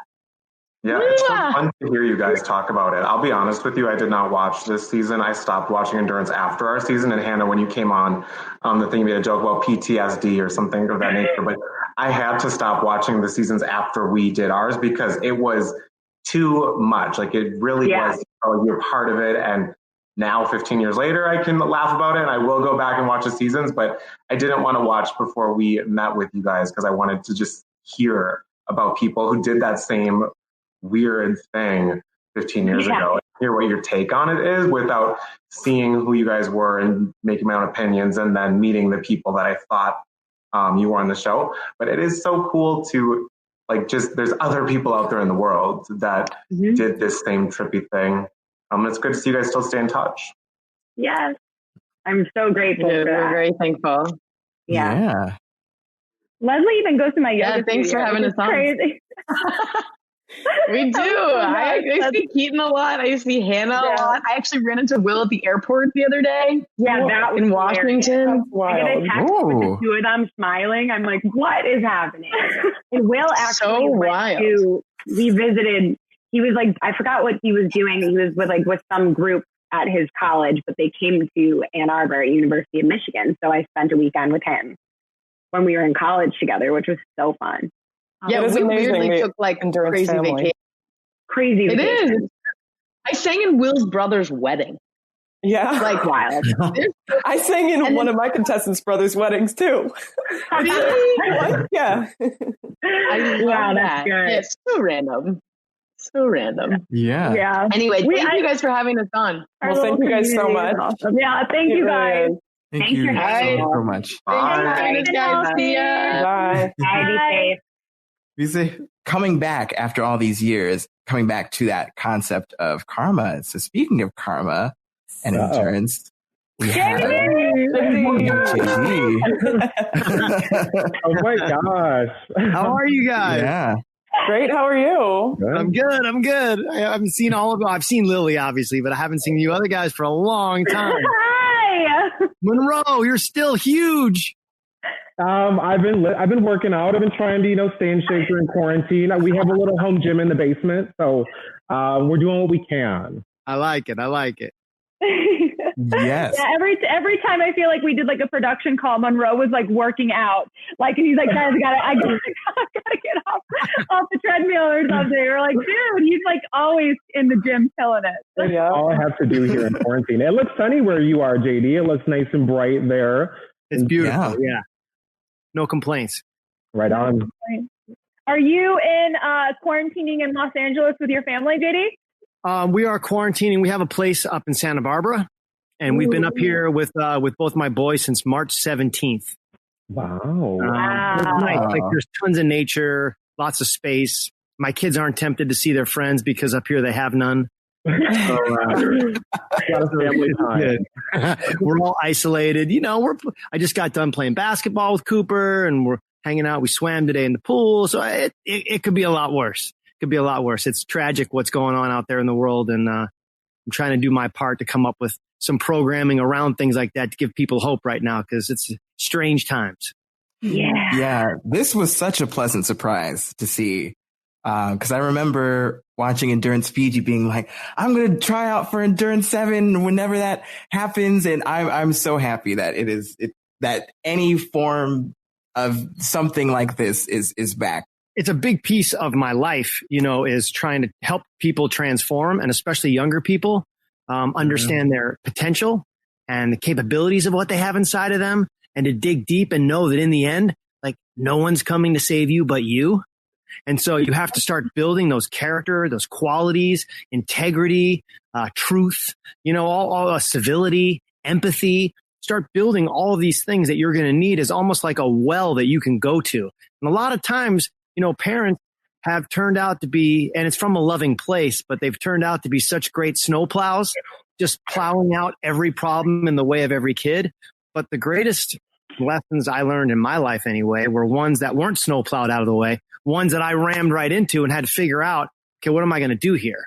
Sometimes doing the right thing is the hardest thing. You know what I mean? And learning those things and falling down and getting up is a very valuable asset to a kid. And I think parentally speaking, parents have stopped doing that. I feel like we're like on the island or in the cove, or like somebody's about to give us Samadhi. Drop the knowledge, teachable moments right now. I can't stop. I can't. I mean, even Michelle would call me on Karma. She calls me J-Dad. So, all right, J-Dad, what are we doing today? I love that. That is awesome. Of course, my kids just roll their eyes when Dad. To them, I sound like a fortune cookie. I'm like, you know, people pay for this knowledge, right? This is how you put almond milk in the fridge, dude. They don't care. So, like, when did you originally come up with the endurance idea? Because obviously, I know you had Moolah Beach first, right? And then it was endurance. Yep. And then, you know, Biggest Loser and all that. Yeah, afterwards. Yeah. Yeah. I mean, there's been a lot of shows over the course of the last 20 plus years, and all of which I've loved doing and loved being a part of. And even the story of how Karma came together it's so unique. It's so interesting because, you know, Endurance had been off the air for 11 years. So it wasn't like there was anyone else doing a show like that. No one else had even attempted to do a show like that in that teen arena. Mm-hmm. So, you know, it was kind of a lost piece of television. You know, every 10 years, right, it's a whole completely new generation of kids. And so their awareness of endurance is completely gone, you know, and for a category of kids, endurance was everything for them. So I thought it was important to be able to get back to that next generation of kids too. And it really came, Karma anyway, came out of my oldest son was graduating high school. And my wife made me a promise when my boys were born that we'd never go on a trip alone, because she couldn't stand if she lost both of us like at the same time. And as irrational she knew that was, I honored it because I love her. And the day my son Cooper turned 18, I was like, okay, well, we got him to 18. We're going on a trip. So I said, dude, anywhere you want to go in the world, where do you want to go? And we looked at the map, and he looked at all from London to Dubai to islands to all sorts of different places. And in the end, he settled on Thailand. And crazy enough, like, we were going on a vacation together. Like, we weren't going to create content. You know what I mean? We were just going to kind of exist in a place, experience it, take it all in, soak it all in. And when we got there, we kept noticing the same thing over and over again, which is the whole Buddhist philosophy of being happy where you are. And you get what you give in life. and the circular quality of the Buddhist flag, because what goes around comes around. And all the people that you talk to, there was such beauty and simplicity in their life. And we just kept talking about it over and over again, Cooper and I, about like karma. What does it mean? Because it's a belief system. You know what I mean? It's not like something you can grab a hold of. You know, it's a belief, and it's bigger. The word karma is bigger than a title of a show. It's a belief system for a group of people for thousands of years, right? I mean, it's a concept. And so I just kept writing karma down, and he kept saying, Dad, why are you writing that down? Why are you writing that down? I'm like, I don't know, man. I think there's something there. And so together on this trip, we created the show. That's awesome. JD, I remember when I came to visit, when I just moved to LA, I came to visit you and Todd at your offices. Yep. And I remember I told you, I said, hey, you know, JD, like I want to host, if you ever bring Endurance back, I want to host it. And you told me I would have to fight your son Cooper for that job. That's right. So obviously Cooper didn't end up hosting it, but did he work on the show if he kind of helped inspire you? It's kind of interesting because, you know, I don't think it's that he didn't want to host it. I think it was a question of finding the right person for the right show. I think, you know, and Michelle definitely is incredible. She's an incredible piece of talent. We're really lucky to have her. But yeah, he wanted to write the show, like write all the host copies like that. I spent every season of Endurance with you. I was on set. I had a walkie-talkie. I ate lunch with everyone. I watched you do your things. Like nobody knows your voice better and how you want to express these concepts better than me. I'm like, dude, you're 18. Nobody's going to let you work on a network show at 18. Like, it's not going to happen. He had just gotten into basically every film school in the country. Got into NYU film. He got into USC film. Scholarship. Congratulations. That's awesome. That? Yeah. Congratulations. Thanks. Yeah. He's way more talented than I am. I can tell you that. And so he chose USC film school, and he's like, I can do this. I was like, they're never going to let that happen. So he went away and wrote the first script on his own, and came back, and it was really good. And he was right. It is exactly how I would have said it. It's exactly how I would have put it. And I submitted the script to the network and just said, hey, I'm thinking about this writer, you know. And luckily, the executive at the network, I've known for a very long time. She knows Cooper. She said, oh, this is pretty good. And I said, yeah, it's Cooper. He wrote it. She's like, oh my God, well, you have to have him do it.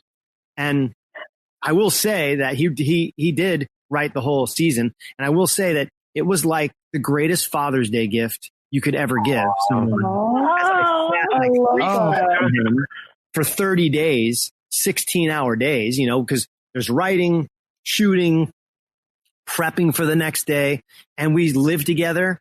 And it was the month before he went to college. So we finished shooting I think we drove home on Sunday. And that Tuesday, we moved him into college. So such a great gift. And Lily was there and witnessed the whole thing. Of course, people like Lily and all the department heads, immediately when the executive producer's son is on set as a writer, they're all like, come on. You know what I mean? was excited because I remembered him because both your kids came to visit during High Sierra's set. They were like 4 and 5, like they were little. Yep. And of course, Cooper was a huge Endurance fan. He's seen it every season a million times. And like he saw me and we just geeked out over every season of Endurance. I love that kid. He is very talented. It was cool because he had to earn the respect with people already kind of looking at him sideways like, hey, man, I know how you got here. And he did. He went from department to department and he did the work and he was available and he made himself known. You know what I mean? He put himself in harm's way a lot to gain the respect. But as a dad, no greater gift, you know what I mean, than having that creative moments every minute of every day together, talking it through. What are we going to do? How are we going to do it? And then, you know, I'm old, so I'd fall asleep like 11 o'clock at night and he'd still be writing. And I wake up in the morning, there was a script ready to go. And it was just such a great collaboration. And I will say that, you know, from a television standpoint, it's like, I feel like television really gave me a gift, you know, with creating the show together and then being able to work on it together as well. I would say, JD, it's karma for all the good you've put into TV shows and into your awesome cast that you like what you've done for us. We've talked to a few of the other former contestants today, and it's just we're just so blessed for having this opportunity. And it's still raining down on us now that you're bringing Karma back. And then people are talking about endurance again. It's just, I know, it's really cool. It's been so awesome. I'm really touched by, a lot of the messages I've gotten, the things people say and how important endurance was in their life. And I do have a lot of the kids from endurance who will stop in LA and text me or call me and say, hey, I'm in LA. Can I see you? And I see you and I'm like, oh my God. And it brings me right back to that moment. And I think I didn't really even understand or acknowledge that some kids were in very vulnerable situations in their life. And that this moment in time grounded them. It gave them new perspective. It gave them friends that they might have not had. It took them away from sometimes abusive situations and gave them that space to be able to try to understand what was happening. And I think I didn't always acknowledge that was going on. I obviously acknowledged what was going on collectively with all the kids together, but I didn't realize how impactful some of the moments and some of the things I said to kids, both on camera and off camera, as you guys well know, that it was that meaningful. And so for me in my 50s now, when I started endurance, I was in my early 30s. It's so, I guess, rewarding to think that I had some impact on people's lives. Absolutely. Sure. Oh my gosh. I know we have Michelle is wanting to jump in too. And we do have Michelle. JD, this is kind of a passing the torch moment. We have a new host of Karma. Woo! Hi, everybody. I will say it was the easiest torch to pass ever because of the quality of individual that Michelle is. Forget about the talent, which is obvious. Forget about all of the obvious things about her. I looked across from a table. Obviously, there were a lot of people who tried out for this job and wanted it. And I had to trust something that's very, very near to my heart. And I had to look across from her from a table. I'm hoping she remembers the moment where I said, this is like giving you one of my children. And I got to know that we're going to have that ability to talk back and forth and work together. And it was like a very special moment for me that I remember and set the tone, I think, for the whole season of the show. Oh, I remember that moment. I will never forget that moment. And I have the moment immediately after in my car crying on camera. And I'm always going to save that. It's a pretty special thing. And it's something I've also been thinking a lot about as we're working on my behind the scenes video for Karma. And it covers this whole story. So I've already been in my feels about the whole thing. So thank you for trusting me with the torch. Yeah, I've worked with a lot of hosts. It's very hard when you consider yourself having that hosting muscle to flex your whole life, and you've been flexing it and you think you're the best. And then you have to pass those reins over to someone else. I can say other than a guy named Mike Richards, who hosted a show called Beauty and the Geek for me, and I have the utmost respect for him, there is no one else that compares to Michelle's ability to stack knowledge each day instead of relearn it. So I could teach her something and then not only she would make it better, but then the next day she's like, okay, what else? What else can I do? And so I could keep stacking. And from a tone perspective, she was an endurance fan. So she already had that feel and that idea of being in that location. So it came very naturally. Well, thank you. Such a pleasure to meet all of you guys. And also, of course, to get to work with J-Dad. So Michelle, what was it like for you having been an endurance fan? How did you hear about this casting call and what goes through your mind knowing endurance? Oh my gosh. Getting the email, let me tell you. So I don't remember exactly where I was, but I remember the second I got the email and, as a performer in LA, you get these sort of casting things all the time. And my eyes went immediately to JD Roth and immediately to endurance. And I verbally screamed. Garrett was there with me, my fiance. And he's like, what's going on? And I'm like, I am auditioning for the new endurance. and it was so much fun. Even getting to do the tape, I was like, who knows if I'll ever hear back from this tape or what will happen. But I definitely rewatched a ton of the episodes beforehand. Growing up, I was a huge fan of the show, but never in quite the right age range to be a contestant on it. And so getting to even audition to be the host of JD Roth's new big project was such an honor, especially because I'd always begged my mom, can I please audition to be on Endurance? but I was never in that right age range. So I'm very jealous of all of you guys who got to be a part of it. Well, I'm dying to know about Karma. I mean, what is Karma? I've seen the trailer. It looked really intense. I love the challenges. You got the tress and they're hanging over water, and it looks really, really cool. I mean, those are Monroe, you know what it's like to hang over water. I never heard someone scream so loud before. Hey, I love those challenges now. I mean, I know how, much those mean to the kids and what that feels like. So I've seen all of those types of challenges in the trailer. Got me super psyched about Karma, but I still don't know anything about it. So what can you guys share? Michelle, what do you want to share? Okay. Sure. I was like, is this a JD moment or? I like when you share. Okay, great. So Karma is definitely going to hit a lot of those nostalgia feels for all the endurance fans for sure. It is a JD Roth enterprise at its heart. But what I think, without sharing too much about what it is, it's about a group of teenagers who, for the first time in their lives, are separated from their phones, from their families, from their friends, and they're faced with the elements, physical and mental challenges, and competing for $50,000. And yes. Yes, it's very exciting. I mean, it's either. What was interesting was, when you guys were on the show, phones were very new, right? Yeah. So it wasn't ubiquitous. It wasn't every kid had posted videos from their backseat of their car. It wasn't like outside their school, they posted another video. They shot a friend. They're able to watch kids from all over the world shoot video. It was very new. So now you flash forward, 15 years later, phones are ubiquitous. Taping yourself is ubiquitous. Being on camera and the comfortable nature of posting those things is completely different. So the reality is that being around these kids who were, you guys weren't used to being on camera. These kids are on camera 10 times a day. They talk to their grandparents that way, right? They're FaceTiming their friends. When they study at home, they're FaceTiming a friend who lives 4 doors down the street. So they're used to seeing that. So it created, in my mind, from a producing standpoint, it created an entire new sensitivity to how comfortable, almost too comfortable they were around cameras. And I needed to make an adjustment that I didn't expect I needed to make.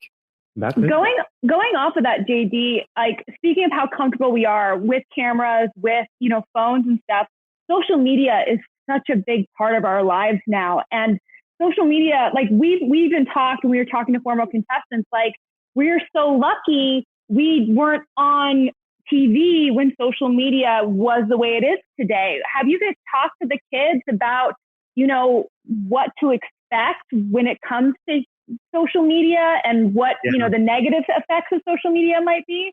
Yeah. I mean, all these kids are on social media. They have it. They're aware of it. They look at other people. They have their own sort. They're trying to build their own social media. And, I have kids who are on social media. It's hard because whatever they put on there, it's there forever. And so, and as teenagers, we used to be able to experiment privately. We used to be able to make mistakes privately. You insult someone, you date a girl, you with another, whatever it was, we used to be able to do this stuff privately and recover from it quicker. Now you're doing things so much more publicly. And so you're making these mistakes in a public way. And what I think society has taught us in the last couple of years is you make a mistake, potentially you could be eviscerated off planet Earth. Mm-hmm. You know what I mean? There's no room for comebacks. There's no room for redemption. There's no room for apology tours anymore. And so it has complicated what we do in an intense way.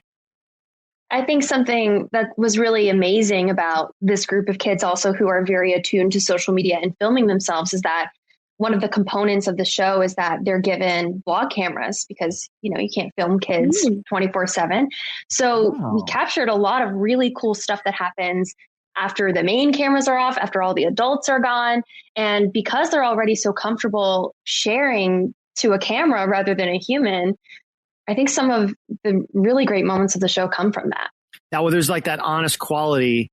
And because they are so comfortable around cameras, nothing changes when they're shooting themselves. It's them just being them, which was interesting. And honestly, the most interesting part to me was they didn't really know what Karma was. I mean, Michelle, right? they think they know what it is. Oh yeah, karma, because you hear your parents say, oh, you gotta have good karma, but they don't really understand what it was. Would you agree? I definitely agree. I think that it manifested for them in a more tangible way from like a spiritual saying into really the way I treat others is affecting my performance in this game. It's affecting whether I'm liked or not. It's affecting how far I get if I'm eliminated tonight. And I think that's a really cool element that builds off the structure of Endurance. So there's something about the format of the competition that will hold people accountable if they treat someone positively or negatively. Is that an element of the game? Definitely. And I also feel like in life, that's how life works, right? You put good energy out, you usually get good energy back. So yeah, I think that sometimes karma is working against you and people don't want you around. And then it turns out there's a higher power that does. Maybe that's because you did something good. Like in my brain, there are only two emotions on planet Earth, and it's love and fear. That's it. Everything works off of that. So right now, the whole world's in fear of everything. And fear causes anger. Fear causes anxiety, causes people to act out, causes people to do things maybe they shouldn't do. But if you replace all of that with just love, good things usually happen because love has compassion and empathy. It's inclusive. It's has a diversity inside. Love. It doesn't mean love only a certain person. Love is love everybody. And so there's such beauty and simplicity in something like that. And I think these lessons that Michelle and I are trying to teach are through the concept of karma, but really it's through a wider lens, which is try to get rid of fear in your life. Nothing good comes from it, and try to act out of love. Definitely. Yeah. And I was impressed as a story producer with the kids. They really entered this game with open minds, and I feel like they took a lot away from it. You can kind of, you'll see as you watch the episodes that you see them grow and develop as people, and their minds get changed on certain things and stuff. So I was very impressed with them. By the way, really Lily was an absolute rock star. And it's not just because she was like, oh, she did Endurance before. She knows how to seek a story out. She knows how to poke at it. She knows how to move all the other stuff out of the way of the story to get to what the core story is. Thank you. Incredible work ethic, both in the field and in post. When you're trying to make a story, it's super complicated because it's very easy to fall in love with all your storylines. You have to really hone in on specific ones. And that was very hard. She had really hard episodes to do. And she was incredible. I would put her as a story producer in any show that I ever did. Thank you. Well, it was easy. It felt easy for me because in Endurance, I was so young when I watched Endurance and fell in love with Endurance and played Endurance that my brain was still forming. Endurance is literally part of me. It grew with my brain, and I feel like it's part of my identity. I love when you told me that you're like, you still like the color yellow. Yeah. I remember after I left Endurance, it was hard for me to put on other colors. I was like, this feels weird, I only got green things for about 10 years after I was done with Endurance. People only gave me green things. I'm not mad about it. I love green. I still do. But I've never thought of it like that, Lily, that we literally, we grew with the show, being a part of it at such an important part of our developmental, brain. It's awesome. I had a question for Michelle, which I never get to ask, but I thought this would be a good opportunity. You grow up watching a show, and then all of a sudden you are the show. And what did that have to feel like? And was there a moment when cameras were rolling and you're out there that you had an outer body experience at some point? Was there? Absolutely. I mean, obviously, a ton of nerves beforehand. Just I can't. A ton of imposter syndrome. Actually, I can't believe that I've made it here. JD offered this to me. I better kick ass. And the second that I was offered this position, I immediately went down every Endurance season ever, taking notes. I have a notebook. It's not here with me, full of notes, even just like lines like JD says, good game after this moment, but not here. And JD points out this emotional moment here, but not there. And how does he do this? So I was just like full on research mode. But the moment it became holy cow for me was recording the show's intro. And we're up there on this mountain. It takes an hour to get up there on the back of some ATV.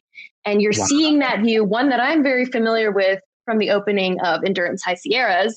And I'm like, oh my God, I'm standing on the mountain that I saw my hosting idol stand on 15 years ago. And this is me, how, like, huge imposter syndrome, but also just an immense appreciation for the art form of hosting and a true love for the show and what it does, not just for the contestants, but what I'm most excited about is what it can do for all of the families and the kids who watch.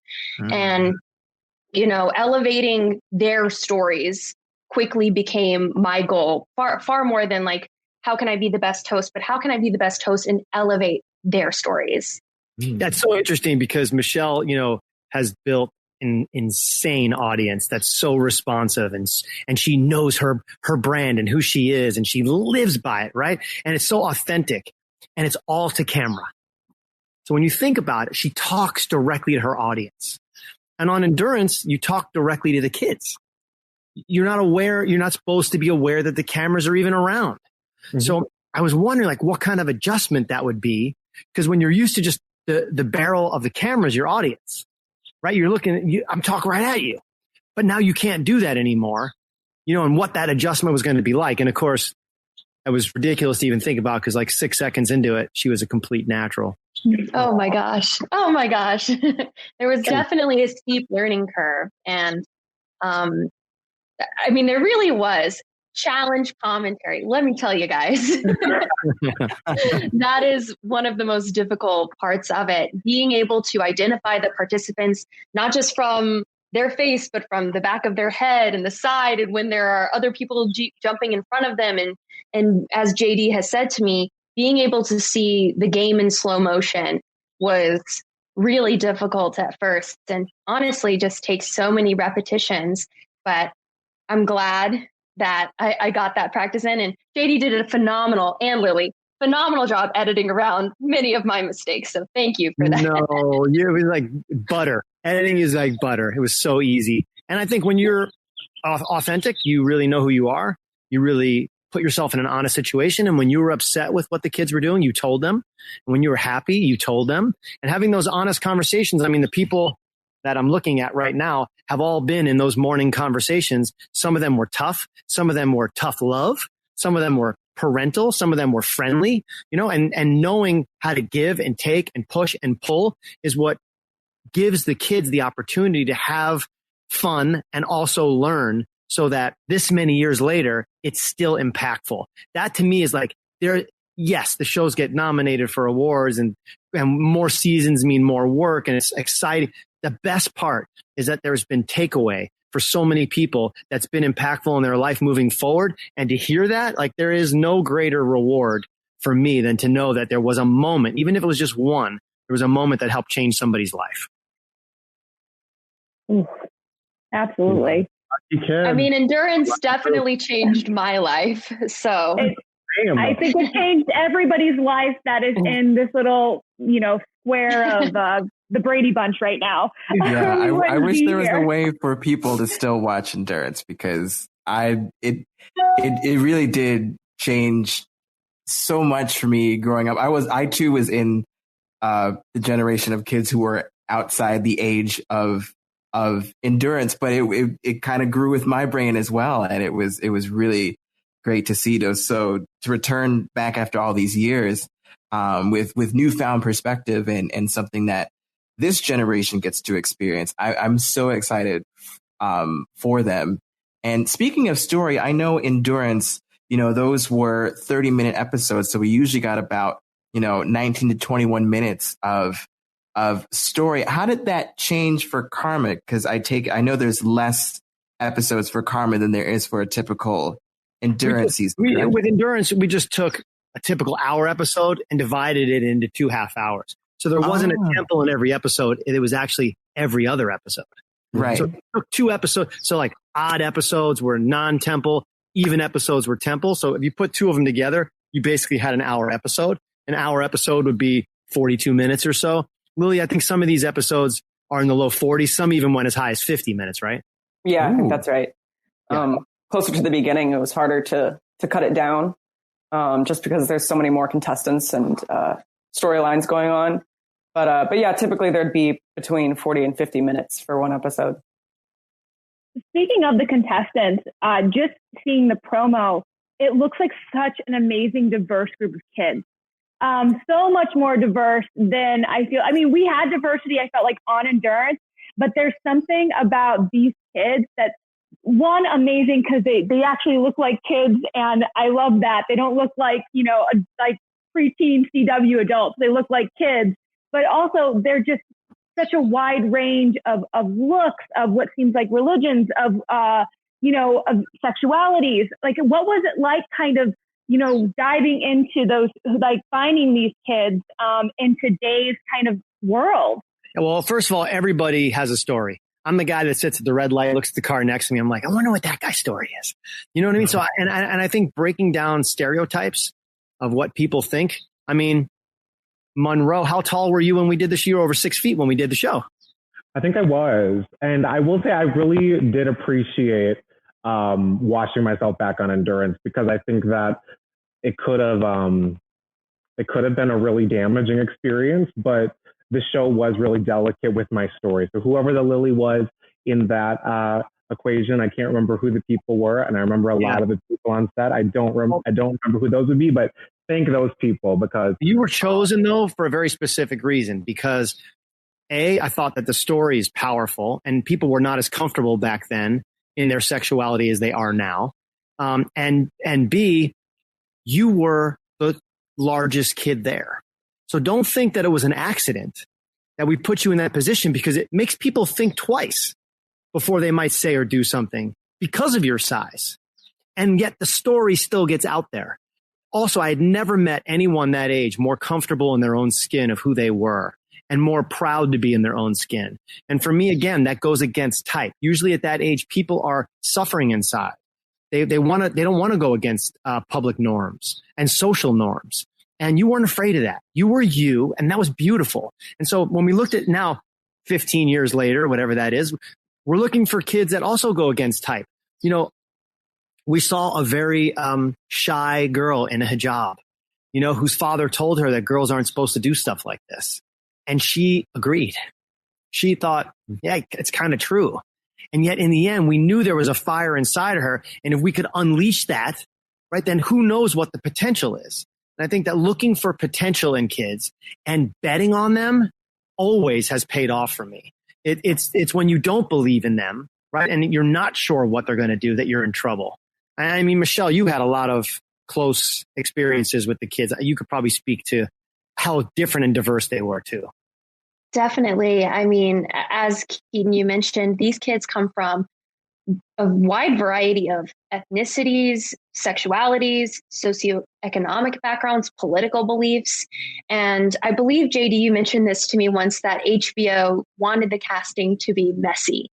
And I love that, because what we saw was, as someone who is a person of color, am I here because I'm special, or am I here to fulfill a diversity quota? And every single one of those kids was there because they were awesome and special and had an incredible story to tell. And what I think is so important is that, especially with everything going on in the world currently and the importance of diversity really becoming clear to a lot of people, this show doesn't talk about diversity. It doesn't. And we did it almost a year ago. I could listen to you talk all day. I know. I saw, I don't know if you sent it to me, Michelle, or maybe I just saw it on Twitter. A girl took the promo, just a regular person took the promo, and she wrote, every other show on television should watch this promo because this is what diversity looks like. And I never thought anyone would even look at the promo that way. But for a second, I was like, yeah, it's true. But we never went into it to make sure we had someone from this category and that category. We did it to make it look like what the world looks like. So I don't want you to think it was like this conscious thing, because like Michelle says, it was a year ago. And I don't think the same sensitivity was there a year ago. But she's right. The network said they wanted a messy, and messy is life. Life is messy. I think that's just a great way to put it.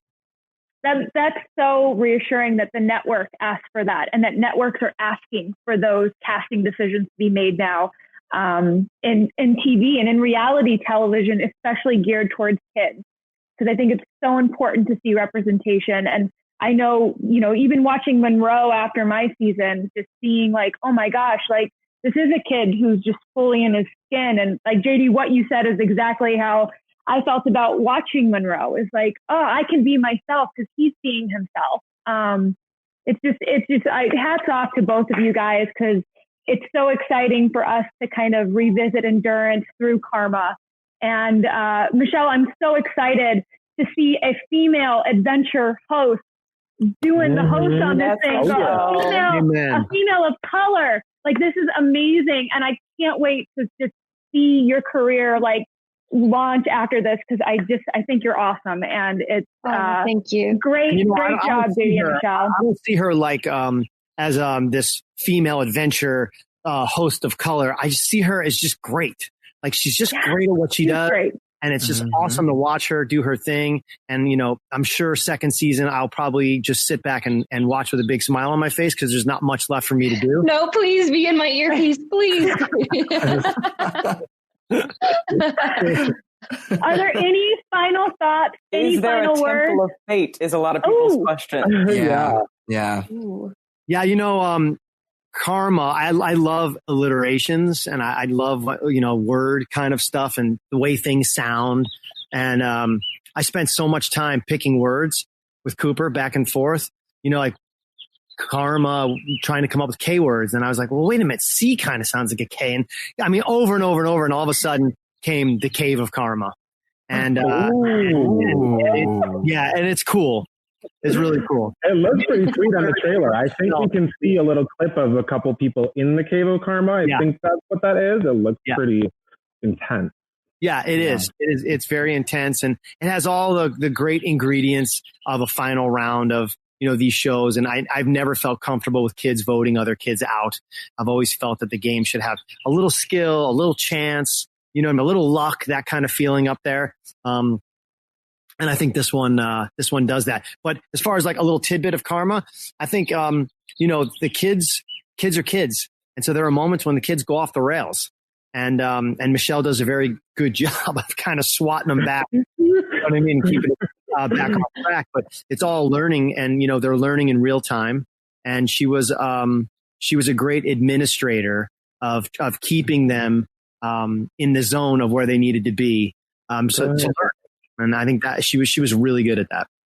Oh yeah. Well, thank you. There's one scene in particular. You just really took the reins, Michelle, and drove the scene, and it's very powerful.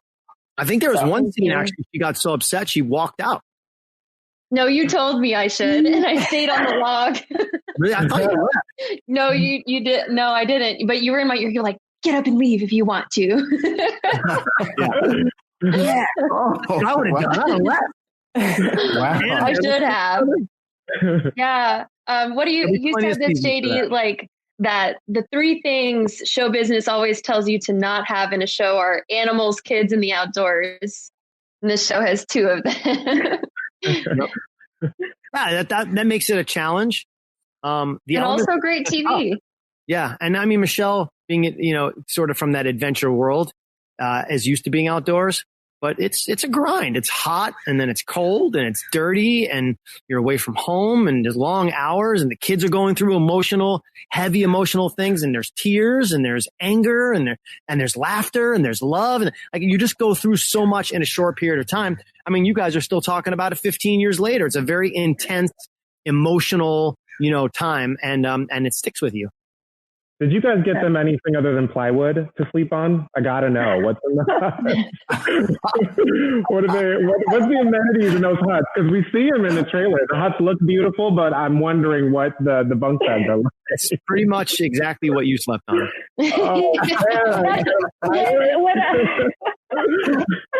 When the preview started and I saw them walk into the hut, I was like, yep, this is bringing back memories. Hey, you got to suffer a little too. You know what I mean? You can't just hand it out on a silver platter. Of course not. Of course I not. know. And I felt so guilty because I had a trailer, which I didn't even know I was going to have. I was staying in this cabin with a beautiful view.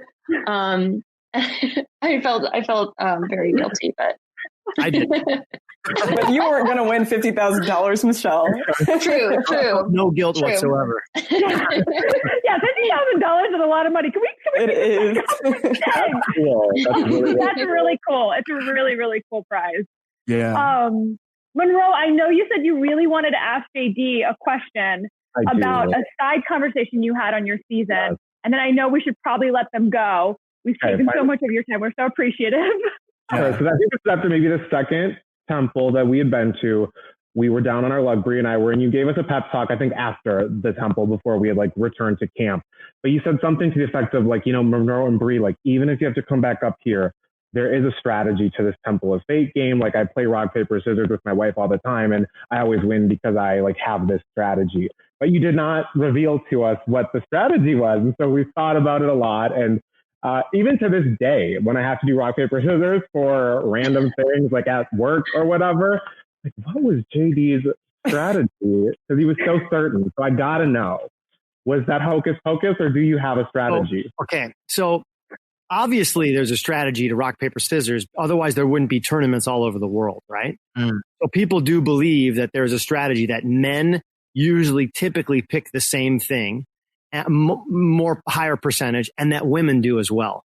And that men always pick rock and women always pick paper. And so, and you can look it up. It's been tested. Okay. Problem is when you have two teams of two, there's a man and a woman on each team. So you know, who's making the decision? I will say this, that in life, saying things with convincing people how sure you are of something and how positive that you are you're going to win is the strategy. Okay. So that confidence, that ability to walk in and know that you've got it, that sort of Michael Jordan rules where he's got you beat before you even lace up your sneakers, right? That is the mentality for me in everything that I do in life. And it's not always about actually knowing a specific strategy you think's going to win. It's about convincing someone else that you do have it. Well, you convinced me.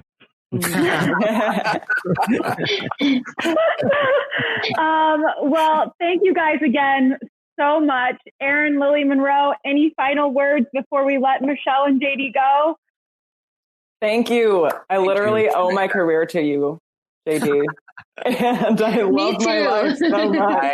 I grew up watching so many of your shows. Some seasons stick with me to this day. You know, Hawaii, season 6 of The Biggest Loser. I know that's a deep pull, but that was such a good story. I just loved the stories of each of the shows and the lessons that I got to learn along the way, and the different pieces that were introduced and the teams I'm just so thankful for Endurance and for Carmen for this whole journey that we've all gotten to go on over the past few decades. Well, I owe my career to people like you here that I can put my faith and my trust and my hopes and my fears and all of those things into. So when, you know, Michelle carries out like this baby of mine and does such a great job, and Lily, like, she brings her best work to make the show the best it could be. And Monroe and Keaton, who compete on the show, bring it every day,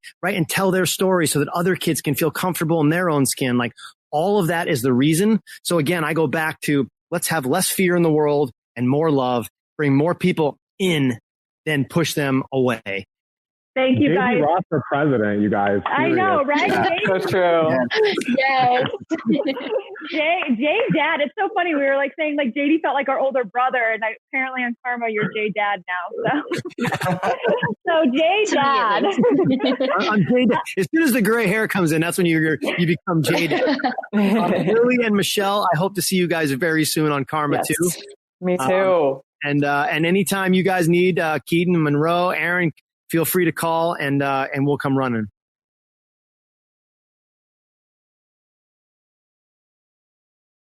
Oh, well, thank you so much, JD. Monroe, you had a question for Michelle? If I was like on like hosting, I would feel like a bit of a conflict rooting for the teams. I know I would end up picking my favorite teams like a viewer and root for them. And so as a host, you definitely can't do that and certainly can't show it. So was that tough being an observer, but also having to be, you know, an unbiased presence? Man, right out the gate, these tough questions. Of course, you know, like being human, you observe and you think, oh man, this kid is being so much meaner than they need to be. Or, you know, I really connect with this person. But my job as a host is to get the truth out of everyone there and to be that audience's perspective. So personally, I was a bit far more concerned with, am I hosting well enough, especially following in the footsteps of icon JD Roth, more than I was worried about who was my favorite team or anything. But I do follow all of them on Instagram and we DM often. All right. Do you, Michelle, to go a little bit deeper into the question, like regarding social media, obviously you're somebody who you're very big with your YouTube channel and like trolls are just a part of life. Unfortunately, when you put yourself out in this way, have you talked to the kids personally about kind of what it is like dealing with kind of negativity, even though they didn't ask for it, kind of being on this platform? I have not had an explicit conversation with the kids about anticipating negativity because I really, similar to Karma, want to put out good vibes. I want them to feel loved and welcomed into this community, and beginning that conversation with, there might be people who hate you or your decisions, I don't think is the most productive way to go about it as someone who experiences